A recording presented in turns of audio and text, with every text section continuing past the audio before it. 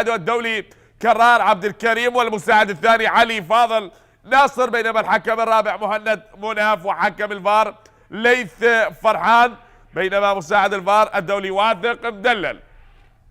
إدارة مباراة اليوم وهو من يضبط هذا اللقاء. بالأمس انطلقت هذه الجولة بثلاثة مباريات، كربلاء وديالى التي انتهت لمصلحة نادي كربلاء. قراءة سورة الفاتحة المباركة.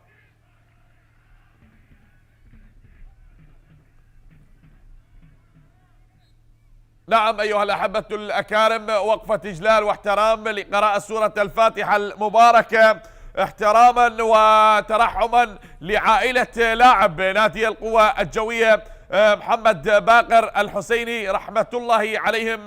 استشهدت عائلة هذا اللاعب بالكامل في لبنان، سائلين الله سبحانه وتعالى أن يمن عليه بالصبر والسلوان.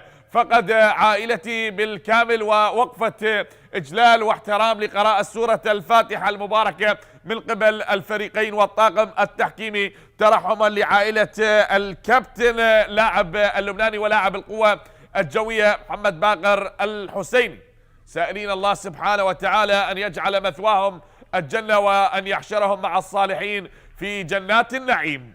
إذن أيها الأحبة الأكارم، بانتظار صافرة حكم المباراة سجاد خالد هو من يضبط هذا اللقاء. حكم الوسط ماجستير لغة انجليش هو من يدير هذا اللقاء، يساعده الدولي كرار عبد الكريم. على بركة الله تنطلق صافرة أحداث هذه المباراة. تحدثنا بالأمس انطلقت الجولة السادسة والعشرين من منافسات دوري نجوم العراق. نادي ديالى تغلب على كربلاء بهدف دون رد، والنفط تعادل أمام القرمة سلبا. نوروز تغلب على الميناء بهدف مقابل لا شيء. بينما انطلقت أيضا مباريات هذه الجولة لهذا اليوم الثاني، وكذلك الطلبة التوقيت تنطلق الآن ثلاثة مباريات. أربيل بمواجهة نادي القاسم، والقوة الجوية هنا يواجه نفط البصرة الزوراء بمواجهة نادي تهوك.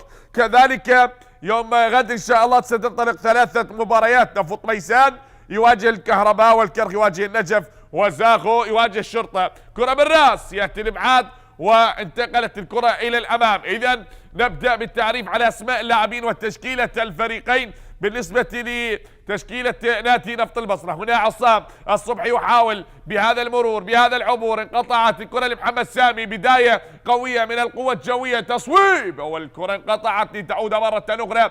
نشاهد نعم الموج الأزرق يريد أن يغرق نفط البصرة بهذا اللقاء، فترقب وشاهد. هنا نظرات وتوجيهات الكابتن سالم نيروز، نعم المدرب سالم نيروز. بالحراسة مجتبى محمد، جوزيف أونجا، وحسين فلاح، مصطفى عبد الجليل، كرار جمعة، توري جونيور، صادق زامل، مصطفى هادي، وحسام مالك اياد، عبد فرحان، واسماعيل اورو. هذه عدت الكرة والى خارج ارضية ملعب المباراة. بينما تشكيلة المدرب عبد الوهاب ابو الهيل خلفا للمدرب لؤي صلاح، وكذلك هو درب الفريقين اليوم. المباراة الأولى للكابتن عبد الوهاب أبو الهيل، وهو أيضا أشرف على تدريب نفط البصرة. وأيضا بالحراسة محمد رحيم زيد، تحسين رسلان حنون، مصطفى وليد، ومصطفى سعدون، علي الشاخوان، سعد عبد الأمير، ميسوكي، محمد سامي عصام، وعلاء عباس. تشكيلة القوة الجوية، صقور القوة الجوية لهذا اللقاء لهذه المباراة. نترقب عدة الكرة هناك وللأمام، لا زالت مستمرة بهذا التقدم. نفط البصرة نادي القوة الجوية بملعب الشاب الدولي بالقمصان الزرقاء. راية من المساعد علي فاضل باللقطة الماضية، والكرة التي غادرت أرضية ملعب المباراة. هذا حسين فلاح من حسين، ملعوبة الكرة، نقلة ملعوبة جانبية الآن بوسط ملعب رسلان لسعد عبد الأمير. هناك عند اللاعب علي شاخوان من شاخوان، ونقلة للأمام مستمرة لمصلحة القوة الجوية من سعد، وتعود بمنتصف الملعب علي شاخوان. هذا المرور لهذا القصير، محاولة من الخطير، انقطعت بوسط الملعب، وعند اللاعب صادق لمصطفى هادي، تورين جونيور، والكرة إلى خارج أرضية الملعب. الأفريقي تورين باللقطة الماضية، والأباتشي علاء عباس. فجماهير القوة الجوية تنتظر من عصام الصبحي وتنتظر من علاء عباس بأن تشفى وبأن يكونوا بلسما لجراحات القوة الجوية، الجراحات التي تعمقت في الجولتين الماضيتين. القوة الجوية لم يسبق أن يتعثر بمثل هكذا مباريات، وهو كذلك لا زال في المنافسة، حتى المتصدر لم يبتعد كثيرا والدوري لا زال طويلا، لكن ما يمر به القوة الجوية شيء مؤسف. إن شاء الله أن يصحح المسار وأن يعود. الكلام كذلك ينطبق على حال نادي نفط البصرة بعد الخسارة الماضية بأرض أمام نفط ميسان، فهو يسعى من أجل العودة لسلم الانتصارات وأن يرتقي حتى لا يكون في المراكز المتأخرة بسلم الترتيب. عدت من علاء وتصل هناك الإبعاد، تتخلص لتعود مرة أخرى التوري لجونيور. وصلت الآن جونيور، الكرة بمنتصف الملعب، هذه عند مصطفى وليد، من مصطفى وليد تعود لمحمد سامي، محمد سامي بنقله اللعب لنادي نوروز وتعود عند مصطفى، هذه نقله للامام، جوزيف بوسط الملعب بعد التدخل بالكرة الماضية، لكن هناك عدت وخروج وابعاد من الحارس محمد رحيم. هناك نقله بهذا التدخل والكرة الى خارج ارضية ملعب المباراة. علي شاخوان الموسم الماضي لعب لنادي اربيل، لعب ايضا المباريات الاولى كلاعب اساسي مع القوة الجوية، من ثم كان جليسا للدكة، واليوم يشرك كلاعب اساسي مع تشكيلة المدرب عبد الوهاب ابو الهيل. نقلة والابعاد ياتي من مصطفى عبد الجليل، خلص الكرة الماضية، تبعد الان طويلة الى خارج ارضية ملعب المباراة. راية من المساعد الاول الدولي كرار عبد الكريم، الكرة تعود عند رسلان حنون، سعد عبد الامير قائد الكتيبة من سعد عبد الامير، والكرة تعود مرة اخرى يا سعد عبد الامير، هناك باتجاه زيد تحسين ماشية الكرة عند اللاعب زيد تحسين، ينتظر للموج الازرق واسماعيل اورو، هو بالملاصقة عادت تحركات من علي شاخوان، هو ينتظر الان شاخوان عند محمد سامي هناك في الدكة، كذلك عند محمد صالح، مود مشعان، يوسف فوزي، صفاء، هادي إيسيا، ومحمد جواد، وأيضا جيبور ويليام وهيران أحمد. عناصر مميزة في صفوف نادي القوة الجوية، لكن أحيانا لا تسير الأمور كما خططت لها، أو ممكن أن تتغير الأمور ولن تكون بمصلحة فريقك، فهي عادة هناك أحيانا تكون الأخطاء مكلفة وتكلف الفريق. هذا بعد مرور اللاعب اسماعيل أورا التوغولي، وضاعت الكرة إلى خارج أرضية ملعب المباراة. إذا نشاهد كرار جمعة الواضح بالصورة، كرار اليوم نفط البصرة بالقمصان البيضاء، كذلك بأن يعود بانتصار أو بأن يعود بتعادل من خلال هذه المباراة، فالاثنين قادمين من خسارة. اسماعيل كرة بالراس عند الحارس محمد رحيم لعب لنوروز من محمد رحيم، الآن الكرة بقدام الحارس لعبها محمد، ويضعون الشاح الأسود نعم حزنا، ويتضامنون مع زميلهم محمد باقر الحسيني بفقدان عائلته. استشهدت هذه العائلة بالكامل من ناحية الضاحية هناك في لبنان. الرحمة والمغفرة لأرواحهم ونشاطرهم الحزن والأسى عفوا. هذه بطاقة هناك بعد الخطأ وارتكاب هذا الخطأ تأتي البطاقة الصفراء، سلامة اللاعب سلامة، والكابتن سجاد خالد أشهر البطاقة الصفراء هذا الموسم عند 8 مباريات كحكم وسط، واليوم المباراة التاسعة للكابتن سجاد خالد من واسط. نعم بعد هذا التدخل بهذه الكرة والبطاقة الصفراء كانت على اللاعب محمد سامي باللقطة الماضية بعد الاشتراك مع اللاعب صادق زامل، واحد من العناصر الخبرة مع نادي نفط البصرة في المركز السابع عشر بسلم الترتيب، لعب 24 مباراة، عنده مباراة مؤجلة أمام نادي الشرطة، كذلك ستلعب في الأيام القريبة.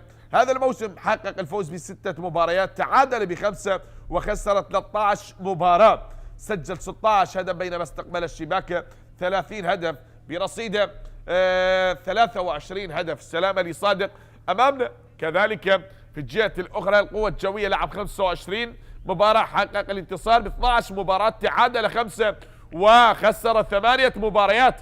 تمكن من تسجيل 25 هدف، استقبل الشباك 25، بينما برصيد 41 نقطة. في المباراة الماضية خسر ب4 أهداف. نشاهد البطاقة الصفراء التي أشهرت من حكم المباراة بهذه اللحظات.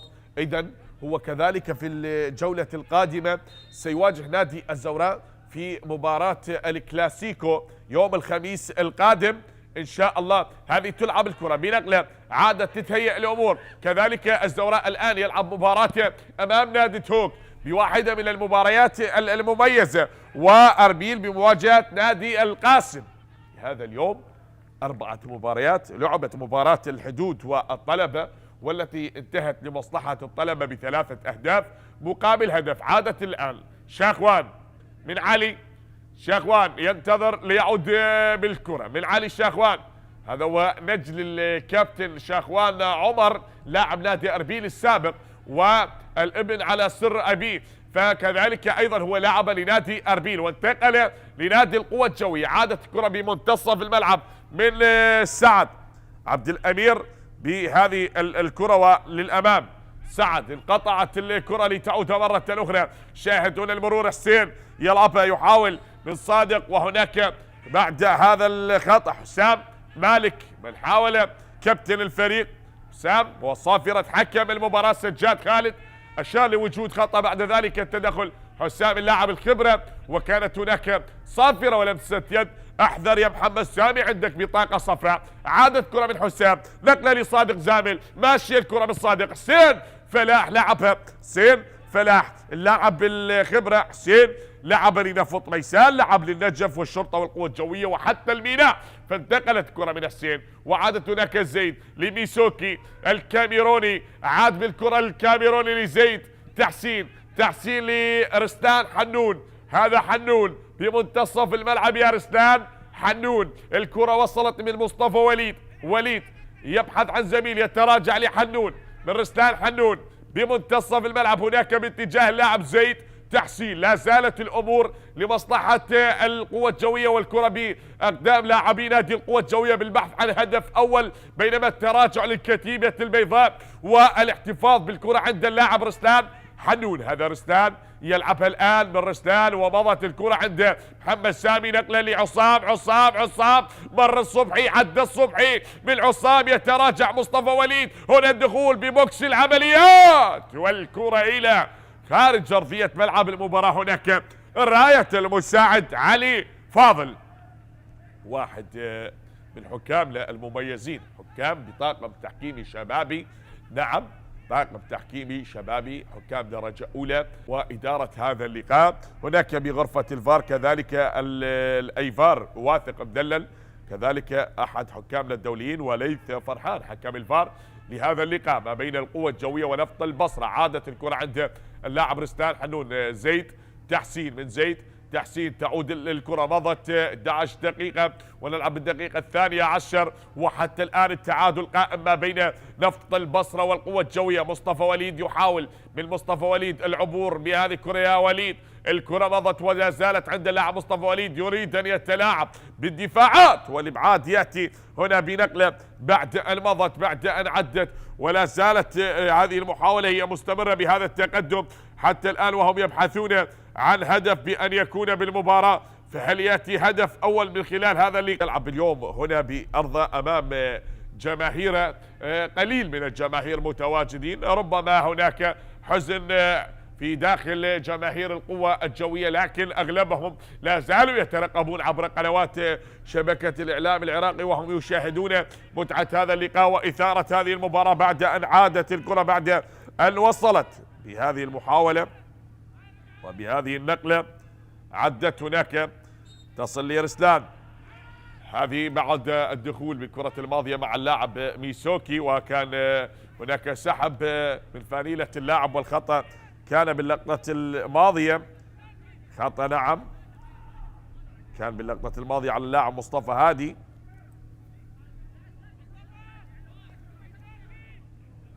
زيد بعد الاشتراك بتلك الكرة التي عدت، وكانت هناك أيضا صافرة حكم المباراة أشارت لوجود خطأ.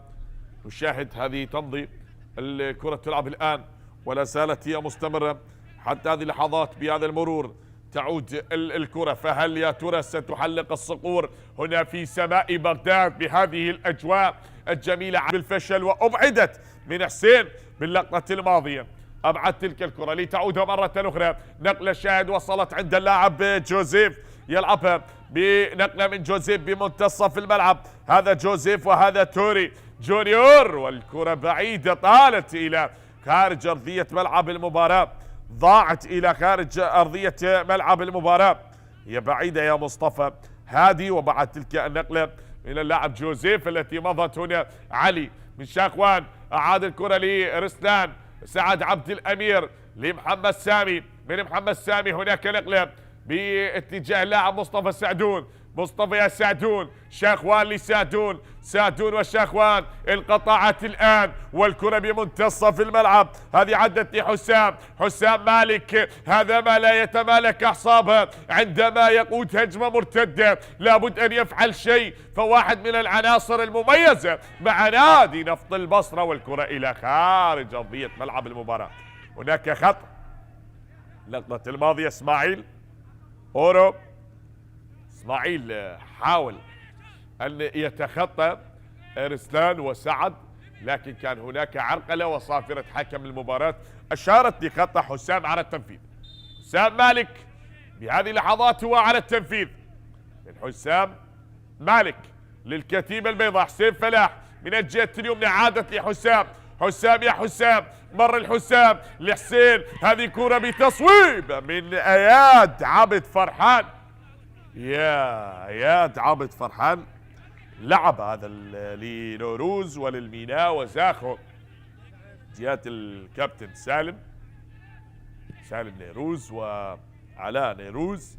نعم لعبوا لنفط البصرة، واحد مشرفا للفريق وكذلك خلفا للمدرب الكرواتي باتانيتش. هذه وصلت الآن لتعود مرة أخرى بنقلة هناك ميسوكي، لكن وصلت مرة أخرى علي الشاخوان، وبنقلة هناك باتجاه مصطفى، يحاول الآن هل يمر الكرة لميسوكي، لكن أعاد الكرة عند الشاخوان، وصلت بأقدام اللاعب سعد عبد الأمير من محمد سامي، تعود يا سامي لعصام، عصام الصبحي من عصام، هذا من السلطنة، هذا الفنان ونجم منتخب عمان، عدى بهذه اللقطة، وصلت وهناك بتمريرة طويلة للأمام، هي عند اللاعب مصطفى، يحاول أن يعدي، يحاول المرور بهذه اللحظات يا مصطفى، والكرة إلى خارج أرضية ملعب المباراة.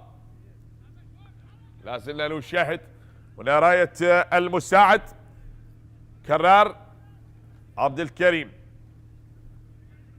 هذه عدت الإعادة الشاهد، وكانت الراية والتسلل بقرار سليم من المساعد الدولي باللقطة الماضية. سعد عبد الأمير من سعد، ملعوبة الكرة لرسلان، رسلان حنون، ينتظر حنون يلعبها، لكن انقطعت هنا من صادق زامل، نقلة يا صادق، اسماعيل عبده، اسماعيل مر، اسماعيل سدد، والكرة انقطعت يا اسماعيل. زيد تحسين، متواجد تحسين، نعم، يقول له وين يا اسماعيل باللقطة الماضية. هذا زيد تحسين، ومضت كرة عند سعدون، مر بهذه الكرة عدى، والبحث عن زميل، أعاد الكرة بتمريرة خاطئة، انقطعت لتعود من اياد عبد فرحان، هي لحسين فلاح. حسين فلاح، وصلت الكرة لنفط البصرة. تبادل الهجمات حتى الآن ما بين نفط البصرة والقوة الجوية. محمد سامي يقود هجوم لمصلحة القوة الجوية بنقلة خاطئة إلى خارج أرضية ملعب المباراة. ضاعت الكرة إلى خارج أرضية ملعب المباراة بعد محاولة العبور من اللاعب إسماعيل باللقطة الماضية. لا زالت هذه الأمور مستمرة، والبحث عن أول أهداف اللقاء. ممكن أن يكون الهدف الأول هو بداية لأهداف أخرى، لكن ننتظر من يفتتح التسجيل. وهذه المستديرة أي شباك ستزور؟ هل شباك القوة الجوية أم شباك نفط البصرة؟ هل بمنتصف الملعب؟ صادق، نقلة من جوزيف، عادت عند جوزيف لتورين، تورين بمنتصف الملعب، يلعب الحسين، من حسين فلاح، حسين فلاح، نقلة من حسين، وعادت زين يا حسين، لحسام، من حسام ينتظر الآن ملعوب الكرة لأياد، اياد عبد فرحان، نقله اسماعيل، عدى اسماعيل، مر اسماعيل والكرة هناك فيها تدخل وخطأ على اللاعب اسماعيل بعد الاشتراك مع الحارس، وكانت قدم اللاعب على الحارس محمد رحيم باللقطة الماضية. توجيهات الكابتن سالم نيروز والكابتن عماد عودة. نعم عند المباراة الماضية قاد الفريق رفقة الكابتن سالم نيروز. عماد عودة هو المدرب اللي درب الميناء وكذلك نفط البصرة ونفط الوسط، واليوم يعود لنادي نفط البصرة بالتوجيه. هذه عادة الآن زيد يلعبها هناك باتجاه مصطفى سعدون، من مصطفى لعلي في الملعب. من خلال هذا اللقاء وصلت الكرة للأمام، عدت بهذه النقلة وبهذا المرور هي تمضي الكرة عند اللاعب علي، يلعبها باتجاه ميسوكي، مصطفى لميسوكي، ميسوكي سدد بقوة يا ميسوكي، والكرة لمجتبى. مجتبى محمد يتألق، يتصدى لتسديدة الكاميروني ميسوكي، سدد بقوة ميسوكي باللقطة الماضية. نعم حتى الآن والقوة الجوية ب41 نقطة حتى نهاية الجولة 25. هو كان في المركز الرابع، وكذلك بعد فوز نادي الطلبة منذ نصف ساعة مضت أصبح الطلبة هو في المركز الرابع ب43 نقطة. هذا في حال إذا حقق الفوز نادي القوة الجوية سيرتقي للمركز الرابع ويستعيد مكانه في المركز الرابع ويكون ب44 نقطة من خلال هذا اللقاء. إذا نشاهد نتابع. وكذلك نادي نفط البصرة صاحب 23 نقطة، في حال إذا حقق الفوز في هذه المباراة سيكون برصيد 26 نقطة. تصل الكرة ومن جديد نقلة من محمد عصام، عدى يا عصام، ماشية من عصام، لا يا عصام، من عصام تعود مرة أخرى، هي بنقلة محمد سامي، تتهيأ من علاء عباس الأبوتشي، جول على عباس. هذا هو علاء، هذا هو الأباتي، هنا الصقور. نعم يسجلون أول أهداف المباراة القوة الجوية عن طريق هذا الصقر الجوي علاء عباس. ها هم الصقور يعودون، ها هم يحلقون من جديد، قد يتعثرون. الكبير نعم ربما يسقط في جولة لكنهم لا يعرفون الانكسار. القوة الجوية ينهضون، يردون ويؤكدون للجميع بأن البطل لا يهزم بروحه وإن الطريق نعم إلى القمة لم يغلق بعد، والدور لا زال طويلا والمنافسة مشتعلة والمتصدر لن يبتعد كثيرا. الصقور في المطاردة والعين على القمة، والقادم أعظم، والقادم أعظم، والقوة الجوية عظيم. ها هو العريق، ها هو الكبير، وعن طريق علاء عباس يفتتحون التسجيل. الهدف الأول هذا ليكون بلسما لجراحات القوة الجوية، العائد بقوة من أجل مصالحة الجماهير، من أجل تسجيل الأهداف، من أجل تحقيق الانتصارات في هذا اللقاء وفي بقية المباريات. هدف أول للقوة الجوية، ننتظر أن يكون الرد من البصرة، من نفط البصرة، نعم عن طريق اللاعب علاء عباس. يفتتح التسجيل الأباتشي لنادي القوة الجوية ويعلن عن هدفه 11 لهذا الموسم. علاء عباس عنده 10 أهداف، وهو أيضا سجل في مباراة الذهاب واليوم يسجل في مباراة الإياب بعد أن وصلت الكرة وعادت هنا لمصلحة نادي نفط البصرة وتنقطع لتعود مرة أخرى. إذا نشاهد أيها الأحبة وبنقلة عادت مرة أخرى لعلاء عباس تعود يا ناس، وبمنتصف ملعب محمد سامي يلعب لسعد عبد الامير، من عبد الامير لسعدون، سعدون وصلت يا مصطفى سعدون لزيد تحسين، زيد يا تحسين. الهدف الاول جاء عند اللاعب علاء عباس، هو من افتتح التسجيل وسجل اول اهداف المباراه لنادي القوة الجوية. هذا محمد سامي بنقله وتصل من الموج الازرق امام نفط البصرة مصطفى وليد، والابعاد ياتي من حسين فلاح، خلص الكرة ابعدها الى خارج ارضية ملعب المباراة. الكرة نعم ابعدت في اللقطة الماضية.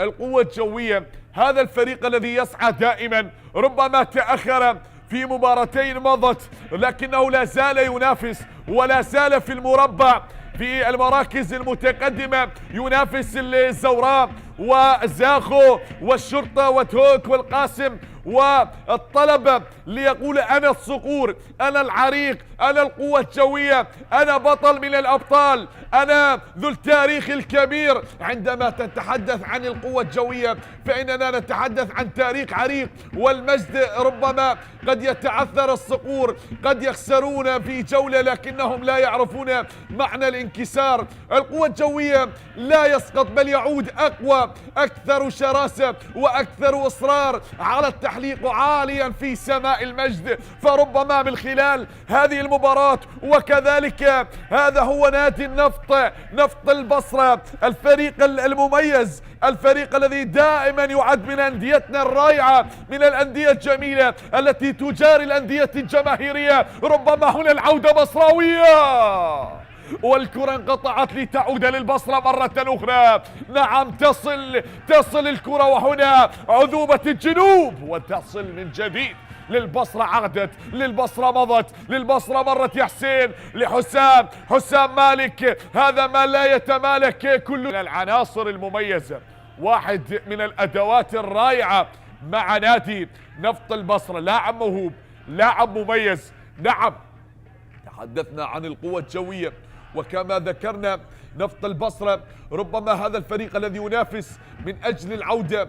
ها هو نفط البصرة الذي يريد أن ينهض من جديد بعد تعثراته ومحطة ربما تكون صعبة. هو الفريق الذي شق الطريق نحو الانتصارات، نحو الأمان، نحو الابتعاد عن مناطق الخطر. لا مجال للاستسلام ولا وقت للتراجع، فالمعركة لا زالت مستمرة. هو يريد أن يبتعد عن مراكز الخطر، ويريد أن يبتعد عن المراكز المتذيلة لترتيب دوري نجوم العراق.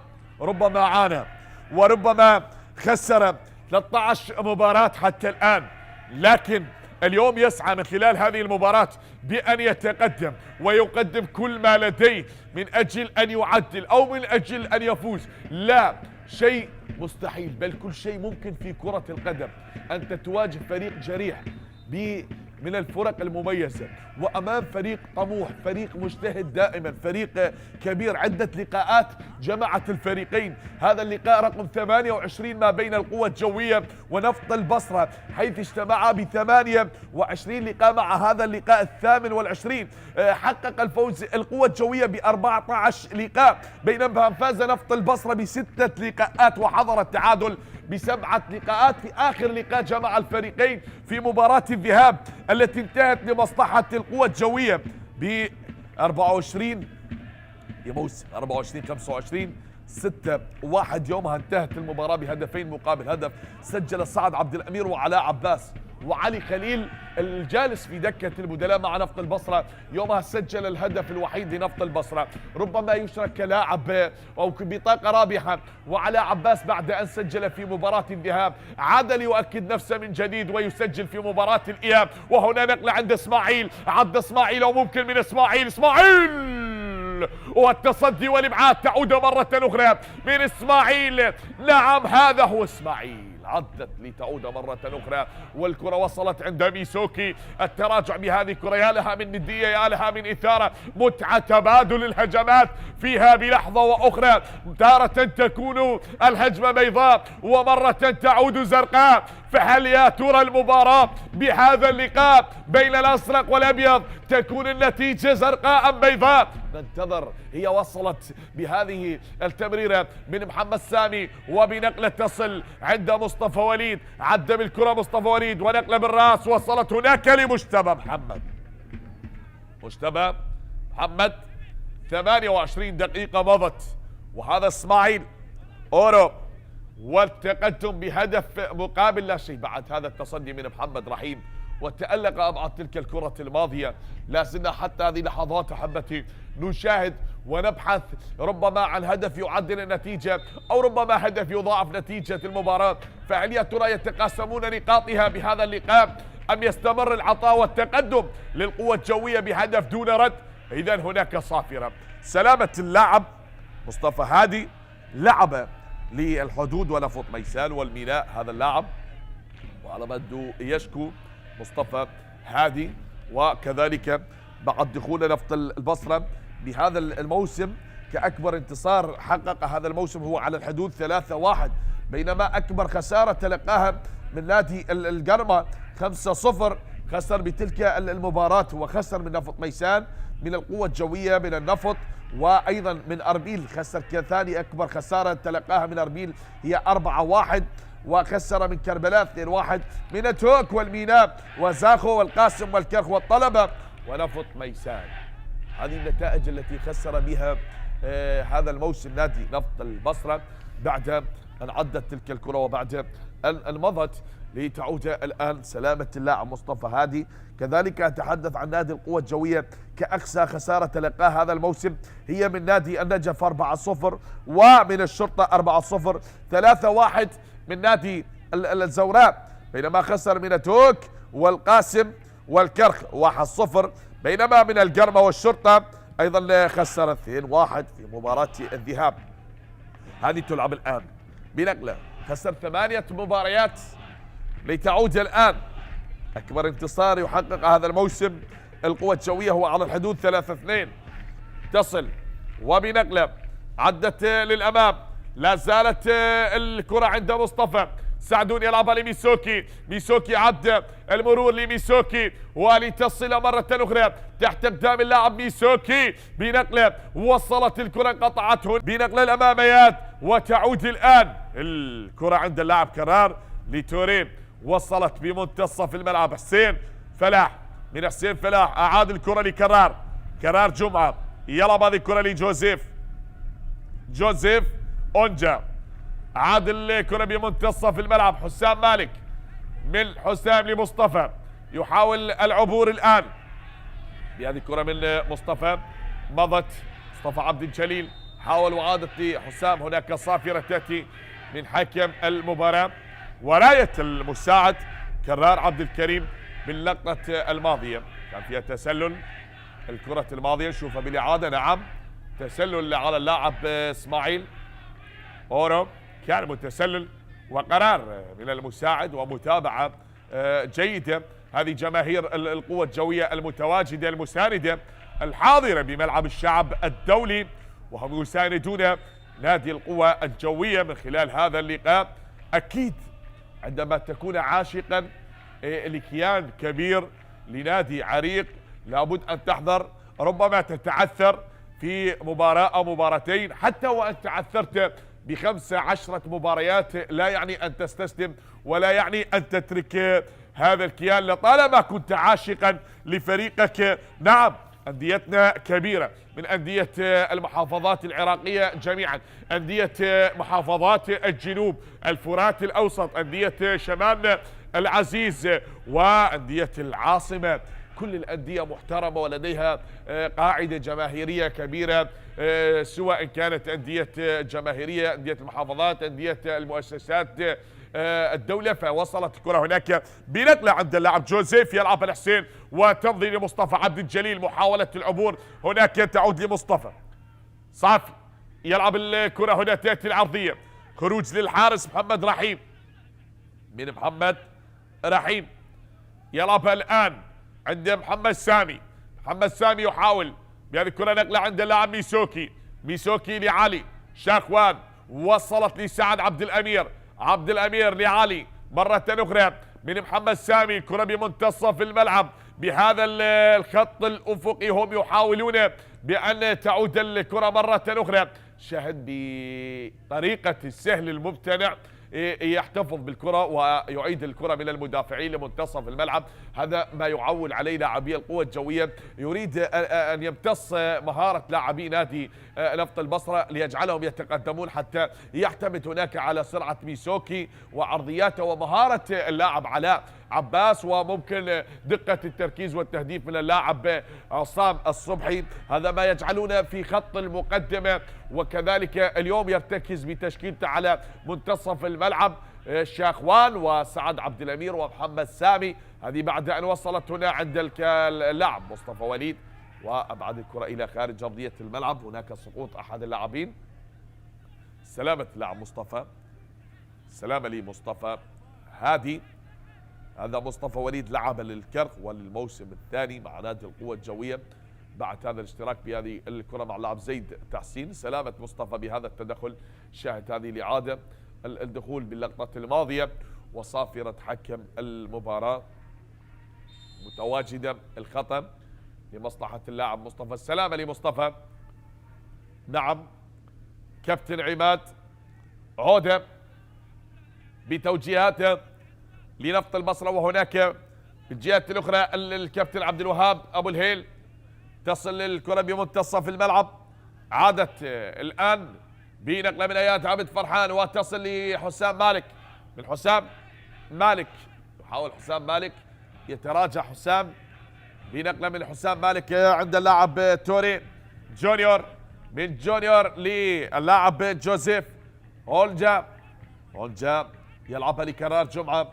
كرار بنقلة طويلة من كرار جمعة، ردها بمنتصف الملعب، وعادت هناك نقلة للأمام من عصام باتجاه محمد سامي. يخطف الكرة محمد سامي، وجوزيف يتدخل بهذه الكرة الصافرة. حكم المباراة تشير لوجود خطأ وبطاقة صفراء على اللاعب جوزيف باللقطة الماضية. بطاقة صفراء، إعاق هجمة، وبطاقة تشهر من حكم المباراة سجاد خالد بمتابعة للاعب، وكذلك أعطى البطاقة الصفراء على اللاعب جوزيف. هذه شاهد بهذا الدخول. ونعم إعاقة هذه الهجمة من اللاعب محمد سامي، هو تدخل، والبطاقة الصفراء كانت على اللاعب جوزيف باللقطة الماضية بهذا الخطأ بهذا المكان. أكيد وتوجيهات للحارس مجتمع محمد، يطلب من نعم المدافعين الوقوف على حركة الحارس، ويطلب من زملائه أن يقفوا نحو هذه الكرة الثابتة من هذا المكان لكي لا يكون هدف ثاني بالمباراة. فهم يطالبون بالإبعاد، وتوجيهات من الكابتن حسين فلاح وكذلك حسام مالك وإياد عبد فرحان من على التنفيذ. زيد وسعد عبد الأمير، الخبير سعد عبد الأمير وزيد تحسين بهذا المكان لمصلحة القوة الجوية. من كابتن الفريق سعد عبد الأمير، يلعب هذه الكرة من سعد لزيد. عاد الكرة لسعد عبد الأمير، والإبعاد باللقطة الماضية عادت بالراس هناك للأمام. اياد يلعب والكرة بتصويب، انقطعت ميسوكي. حاول الآن أعاد الكرة ميسوكي. مصطفى تراجع بهذه الكرة. وليد هناك باتجاه مصطفى سعدون. مصطفى يا سعدون تعود لميسوكي. أعاد الكرة باتجاه مصطفى سعدون. يلا من مصطفى يحاول بأن يعدي، والكرة تصل مرة أخرى لمحمد سامي، وعادت هناك باتجاه رسلان حنون. هذا رسلان لميسوكي، يلعبها ميسوكي، ينتظر البعض عن زميل، يتراجع بهذه الكرة. والشاهد هنا التراجع، والكرة بمنتصف الملعب بنقلة طويلة وللأمام. كرة بالرأس من كرار جمعة، بعدها إلى خارج أرضية ملعب المباراة. كرة مبعدة إلى خارج أرضية ملعب المباراة لتعود مرة أخرى. شاد ميسوكي أعاد هذه الكرة عند الكابتن سعد عبد الأمير لمحمد سامي. من محمد سامي وتصل بمنتصف الملعب هنا عند اللاعب علي. شاخوان لعلي عباس، علاء لعلي، مر شاخوان، عدى خطير، فعل كل شيء. شاخوان كاد أن يكون هذا هو الفنان، ولكنها ضاعت على علي شاخوان. مرت في جوار القائم الأيسر لمرمى الحارس مجتبى محمد. الكرة الماضية بعد هذا المرور، الاستلام والتسليم الرائع، وهذه النقلة الجميلة، هذه التصويبة التي مضت في جوار القائم الأيسر لمرمى الحارس. وطيران كان أروع من الكابتن مجتبى محمد باللقطة الماضية، لكنها مضت وغادرت أرضية ملعب المباراة. حتى هذه اللحظات فتشاهد أغلب الكرات تهدر، القوة الجوية أكثر وصولا لمرمى الحارس مجتبى محمد. محاولة اللاعب إسماعيل أورو كانت نعم جديرة بأن تكون في المرمى، ولكن تصدى لها الحارس محمد رحيم وأنقذ من خلالها مرمى القوة الجوية، لكنهم لا زالوا يحاولون الوصول من أجل تعديل نتيجة المباراة قبل نهاية أحداث الشوط الأول. نلعب في الدقيقة 40 من أحداث هذا الشوط، ربما 5 دقائق متبقية على نهاية الوقت الأصلي لهذا الشوط. هل يتمكن نادي نفط البصرة من أجل أن يعدل نتيجة أحداث المباراة وأحداث هذا الشوط بعد التقدم لنادي القوة الجوية بهدف اللاعب علاء عباس الأباطشي؟ هو من أضاف أول أهداف المباراة وأعلن عن هدفه 11 بمنافسات دوري نجوم العراق. كلام هناك ما بين محمد سامي وزميله السابق بنادي نوروز اياد عبد فرحان، لعبوا كذلك. هذه تصل الآن كرار من جوزيف لكرار، كرار جمعة يلعبها، وبنقلة تصل تصويبة من حسام مالك، يأتي الإبعاد لتصل مرة أخرى جوزيف لتوري، جوزيف والكرة تعود من إسماعيل. هناك نقلة توري، ملعوبة الكرة عند جونيور، تتخلص لتعود مرة أخرى. لا زالت هذه الكرة بنقلة، هي عدت وصلت الآن بمنتصف الملعب. حسام يحاول من حسام ماشي رياض عبد فرحان، انقطعت الكرة عند علاء عباس، محاولة علاء عباس بنقلة من علاء، يتراجع. هناك خطأ، صافرة حكم المباراة تشير لوجود خطأ بعد التدخل بالكرة الماضية. الخطأ هذا صادق زامل بعد هذا الاشتراك ما بين اياد عبد فرحان وعلاء عباس. صافرة، وهناك بنقلة بمنتصف الملعب من محمد سامي باتجاه مصطفى سعدون، من مصطفى لميسوكي، ميسوكي يتراجع، سعدون الآن، يا مصطفى سعدون يلعبها لمحمد سامي، عادت هناك من سامي لعلي شاخوان، علي شاخوان باتجاه ميسوكي، ينتظر البحث عن زميل، يتمعن بزملاء، يتراجع وغير رأيه ليصل بالكرة هنا عند المدافع رستان حنون لمحمد سامي، من محمد سامي محاولة الوصول عند محمد سامي، يريد الدخول لمنطقة العمليات ولكن تراجع، غير رأيه مرة أخرى شاخوان بهذه الكرة دوران، والكرة بمنتصف الملعب لا زالت بأقدام هذا القصير الخطير شاخوان، عدى بنقلة من علي شاخوان باتجاه اللاعب مصطفى وليد، هناك الاتجاه عصام الصبحي، لكن هنا المتابعة والدفاعات.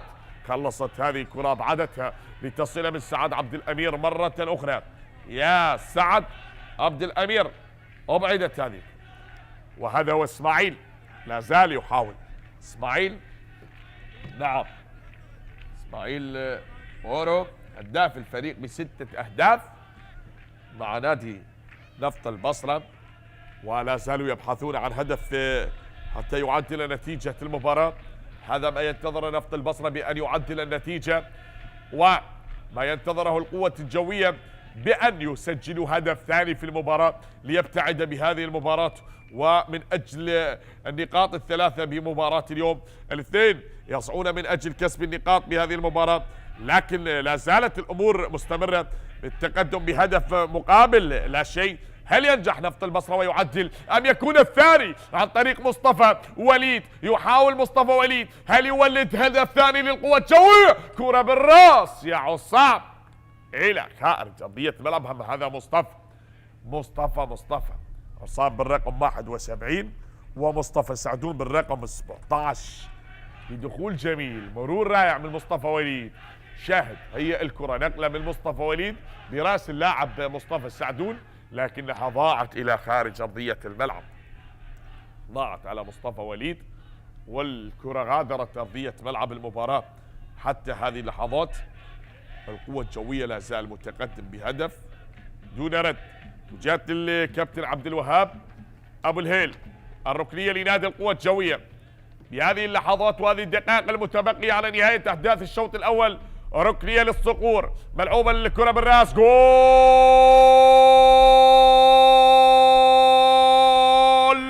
ثاني. عودة القوة من جديد، عودة القوة وبقوة، عودة القوة وبقوة براسية وهدف ثاني لنادي القوة الجوية. يعودون يحلقون بملعب الشعب الدولي، وهذه المرة عن طريق اللاعب زيد تحسين. زين يا تحسين، زيد يا زيد، تحسين اسكنها الشباك هنا براسية، جاء من الخلف ليأخذ مكان المهاجمين زيد تحسين ويسجل هدف روعة، وهدفه الثاني هذا الموسم بعد ما سجل في شباك الزوراء، الآن يسجل في شباك نفط البصرة.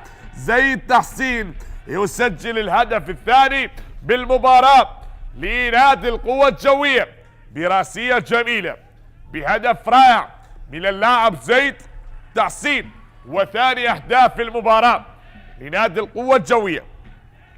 هدف ثاني لصقور القوة الجوية، لأن أصبحت نتيجة المباراة بهدفين دون رد، وينتظر حكم المباراة هناك وقت إضافي. نشاهد بهذه اللحظات صافرة حكم المباراة تلعب الآن، هدفين دون رد. وتابع بعد أن وصلت هذه الكرة وبعد أن عدت لمصلحة القوة الجوية، بعد أن مضت وبعد أن عدت هذه الكرة لتصل من جديد، ولا زلنا نشاهد حتى هذه اللحظات. وللأمام عدت الآن، تلعب هنا عند اللاعب اسماعيل، حاول المرور بنقله من اسماعيل، انقطعت الكرة من مصطفى وليد. مصطفى يا وليد، 3 دقائق وقت إضافي، ومصطفى خلص الكرة إلى خارج أرضية الملعب أم لا؟ لن تغادر بل تعود تحت أقدام اللاعب محمد سامي. من محمد سامي، وعادت الكرة بمنتصف الملعب، هي وصلت اياد اياد اياد اياد عبد فرحان، لا انقطعت من اياد عبد فرحان، ولن تكتمل فرحة فرحان بعد الكرة التي انقطعت من توري جونيور. عدت وبنقلة وصلت هناك لمصطفى السعدون. مصطفى يا سعدون، تصل الآن يا سعدون بمنتصف الملعب وتعود عند اللاعب ميسوكي. من اللاعب ميسوكي تتهيأ الكرة وبنقلة عدت لتصل من جديد. هنا المحاولة، هنا الكرة من جوزيف ونجا ينتظر البعض عن زميل. أعاد الكرة لكرار جمعة، من كرار نقلة لحسين فلاح. حسين يا فلاح، ملعوبة الكرة عند اللاعب حسام مالك، يلعبها حسام لأياد. اياد عبد فرحان، مضت الآن يا مصطفى هادي وإلى خارج أرضية الميدان. ضاعت يا مصطفى إلى خارج أرضية الميدان، ضاعت على نفط البصرة. وركنية الآن بهذه اللحظات على التنفيذ. اياد عبد فرحان يلعبها لحسين فلاح، عرضية انقطعت وإلى خارج أرضية الملعب. كرة غادرت أرضية ملعب المباراة. شاهد حتى هذه اللحظات فكل شيء يمضي، وحسين لا زال يحاول. من حسين فلاح، هي تمضي، هي عدت، هي وصلت عند اياد، لا زال يحاول، يريد ان يسدد. الله يا اياد، الله يا عبد فرحان، الروعة بتصويبة رائعة وجميلة من اياد عبد فرحان، ولكنها مضت يا فنان. الكرة مضت يا اياد عبد فرحان، سدد بقوة من هذا المكان، ولكنها إلى خارج أرضية الميدان. تسديدة اللاعب اياد عبد فرحان بالكرة الماضية. لازلنا نشاهد بهذه التصويبة بقوة من اياد، كادت أن تحسن الأمور لنفط البصرة، وكادت أن تعيد الأمل لنفط البصرة باللقطة الماضية بتسديدة هذا اللاعب الموهوب، ولكنها غادرت أرضية ملعب المباراة. عند محمد رحيم، ملعوبة الكرة محمد رحيم، نقلة بمنتصف الملعب، سعد عبد الأمير، علاء عباس، هي الكرة لمحمد سامي لكنها انقطعت من مصطفى لتعود لأياد. تأتي صافرة حكم المباراة الكابتن سجاد خالد تعلن عن نهاية أحداث الشوط الأول بتقدم القوة الجوية بهدفين دون رد. هدف اللاعب علاء عباس بالدقيقة 21 وهدف اللاعب زيد تحسين في الدقيقة 43. أحبتي على أمل أن نعود ونكمل أحداث الشوط الثاني بعد الاستراحة القصيرة ما بين الشوطين.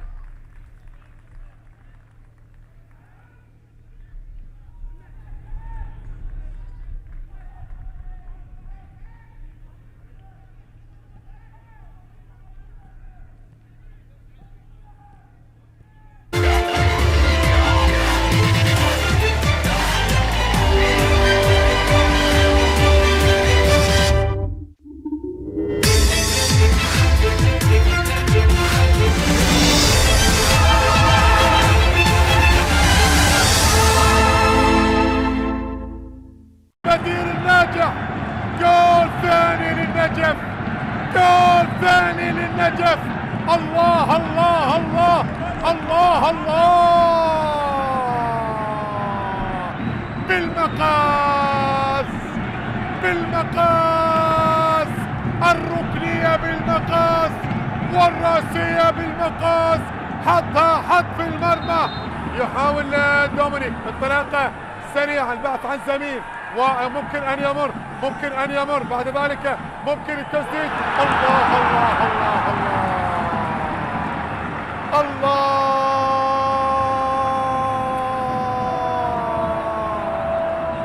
يا ولد يا ولد يا ولد يا ولد يا ولد يا ولد يا سنغالي، يا ولد يا سنغالي. دومينيك مندي، دومينيك مندي، خلاص خلاص خلاص خلاص،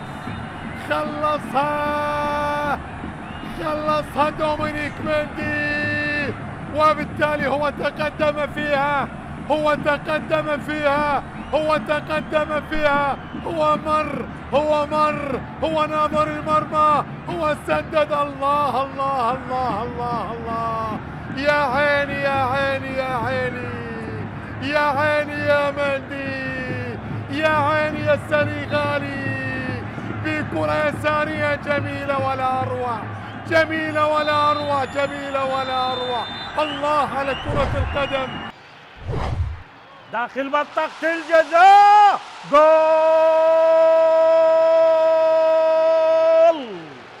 للنوارس للنوارس للنوارس. هدف أول، هدف أول، هدف أول. التونسي اشتاوي يسجل في الربيع. عزيز اشتاوي للزوراء، عزيز اشتاوي للنوارس للمدرسة للزعيم. هدف أول، هدف أول، هدف أول اشتاوي. وهدف الثالث هو الأغلى. لاحظ حسن عبد الكريم، عزيز، الله، عزيز اشتاوي في المكان السليم للزعيم للزوراء. وهدف أول. حلوة المباراة. ديربي العاصمة يبدأ بقوة للزوراء. اربطوا الأحزمة، فقد بدأ ديربي العاصمة. كرار، قطع للكرة، محاولة خطيرة خطيرة خطيرة. الله، جول للأنيق للأنيق للطلبة. أوغستين أموتو يعدل للأنيق. الأنيق وجد الطريق إلى مرمى جلال حسن. أوغستين أموتو يعدل في ديربي العاصمة للطلبة. لاحظ زيد أحيا كرة ميت. زيد إسماعيل، تمريرة بالمرة الأولى كانت من مسوبة، وكملها أوغستين أموتو. هذا مسوق جلال وأموتو. عدل للطلبة، عدل للأنيق. 1-1. ديربي العاصمة، كل الإثارة وكل الندية. حسن يتقدم وجول للزوراء. حسن عبد الكريم للزوراء. فوقية يأتي بالعيدية، أرضية زورائية في الشباك الطلابي. ثاني للزوراء. ثاني للزوراء عن طريق فوقية يأتي بالعيدية للأمة الزوراء. ثاني حسن عبد الكريم في شباك ياسين كريم. ذاكري يتقدم، بينما هنا المحاولة مستمرة.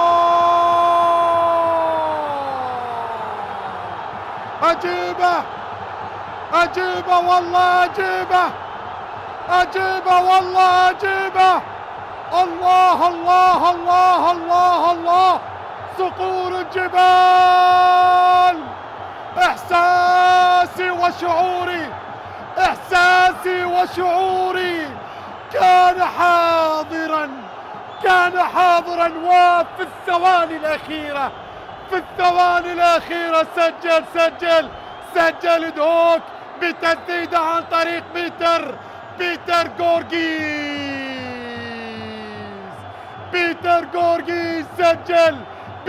جورجيز سجل. خطف نقاط المباراة. هوبا، يا ولد. الله. يعني شاهدنا فيها هجمات، فيها محاولات. هنا الرأسية، الله، جول. هدف أول لنادي أربيل عن طريق جلال لقمان، بعدما تابع الكرة، بعدما شاهد الكرة ترتد من العارضة، وجماهير أربيل القليلة جدا تحضر هنا لمساندة الأوليري، لمساندة الفريق الأصفر. وشاهد الرأسية من سدرك، محمد عباس متقدم، ردتها العارضة، لكن المتابعة من جلال لقمان الذي يهز الشباك في الدقيقة 11. هدف أول عن طريق جلال لقمان الذي يسجل ثاني أهدافه في دور نجوم العراق. حسام كاظم أم المعواني أم أحمد عايد، من سوف يصوب؟ على ما يبدو أحمد عايد. تلعب الكرة، جول.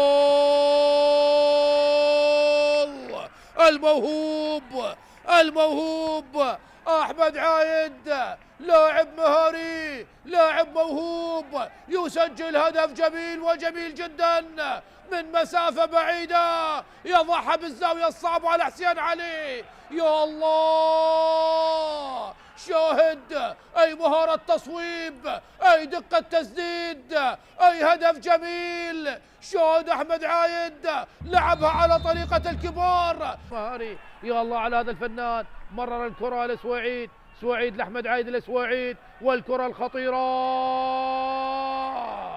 جول.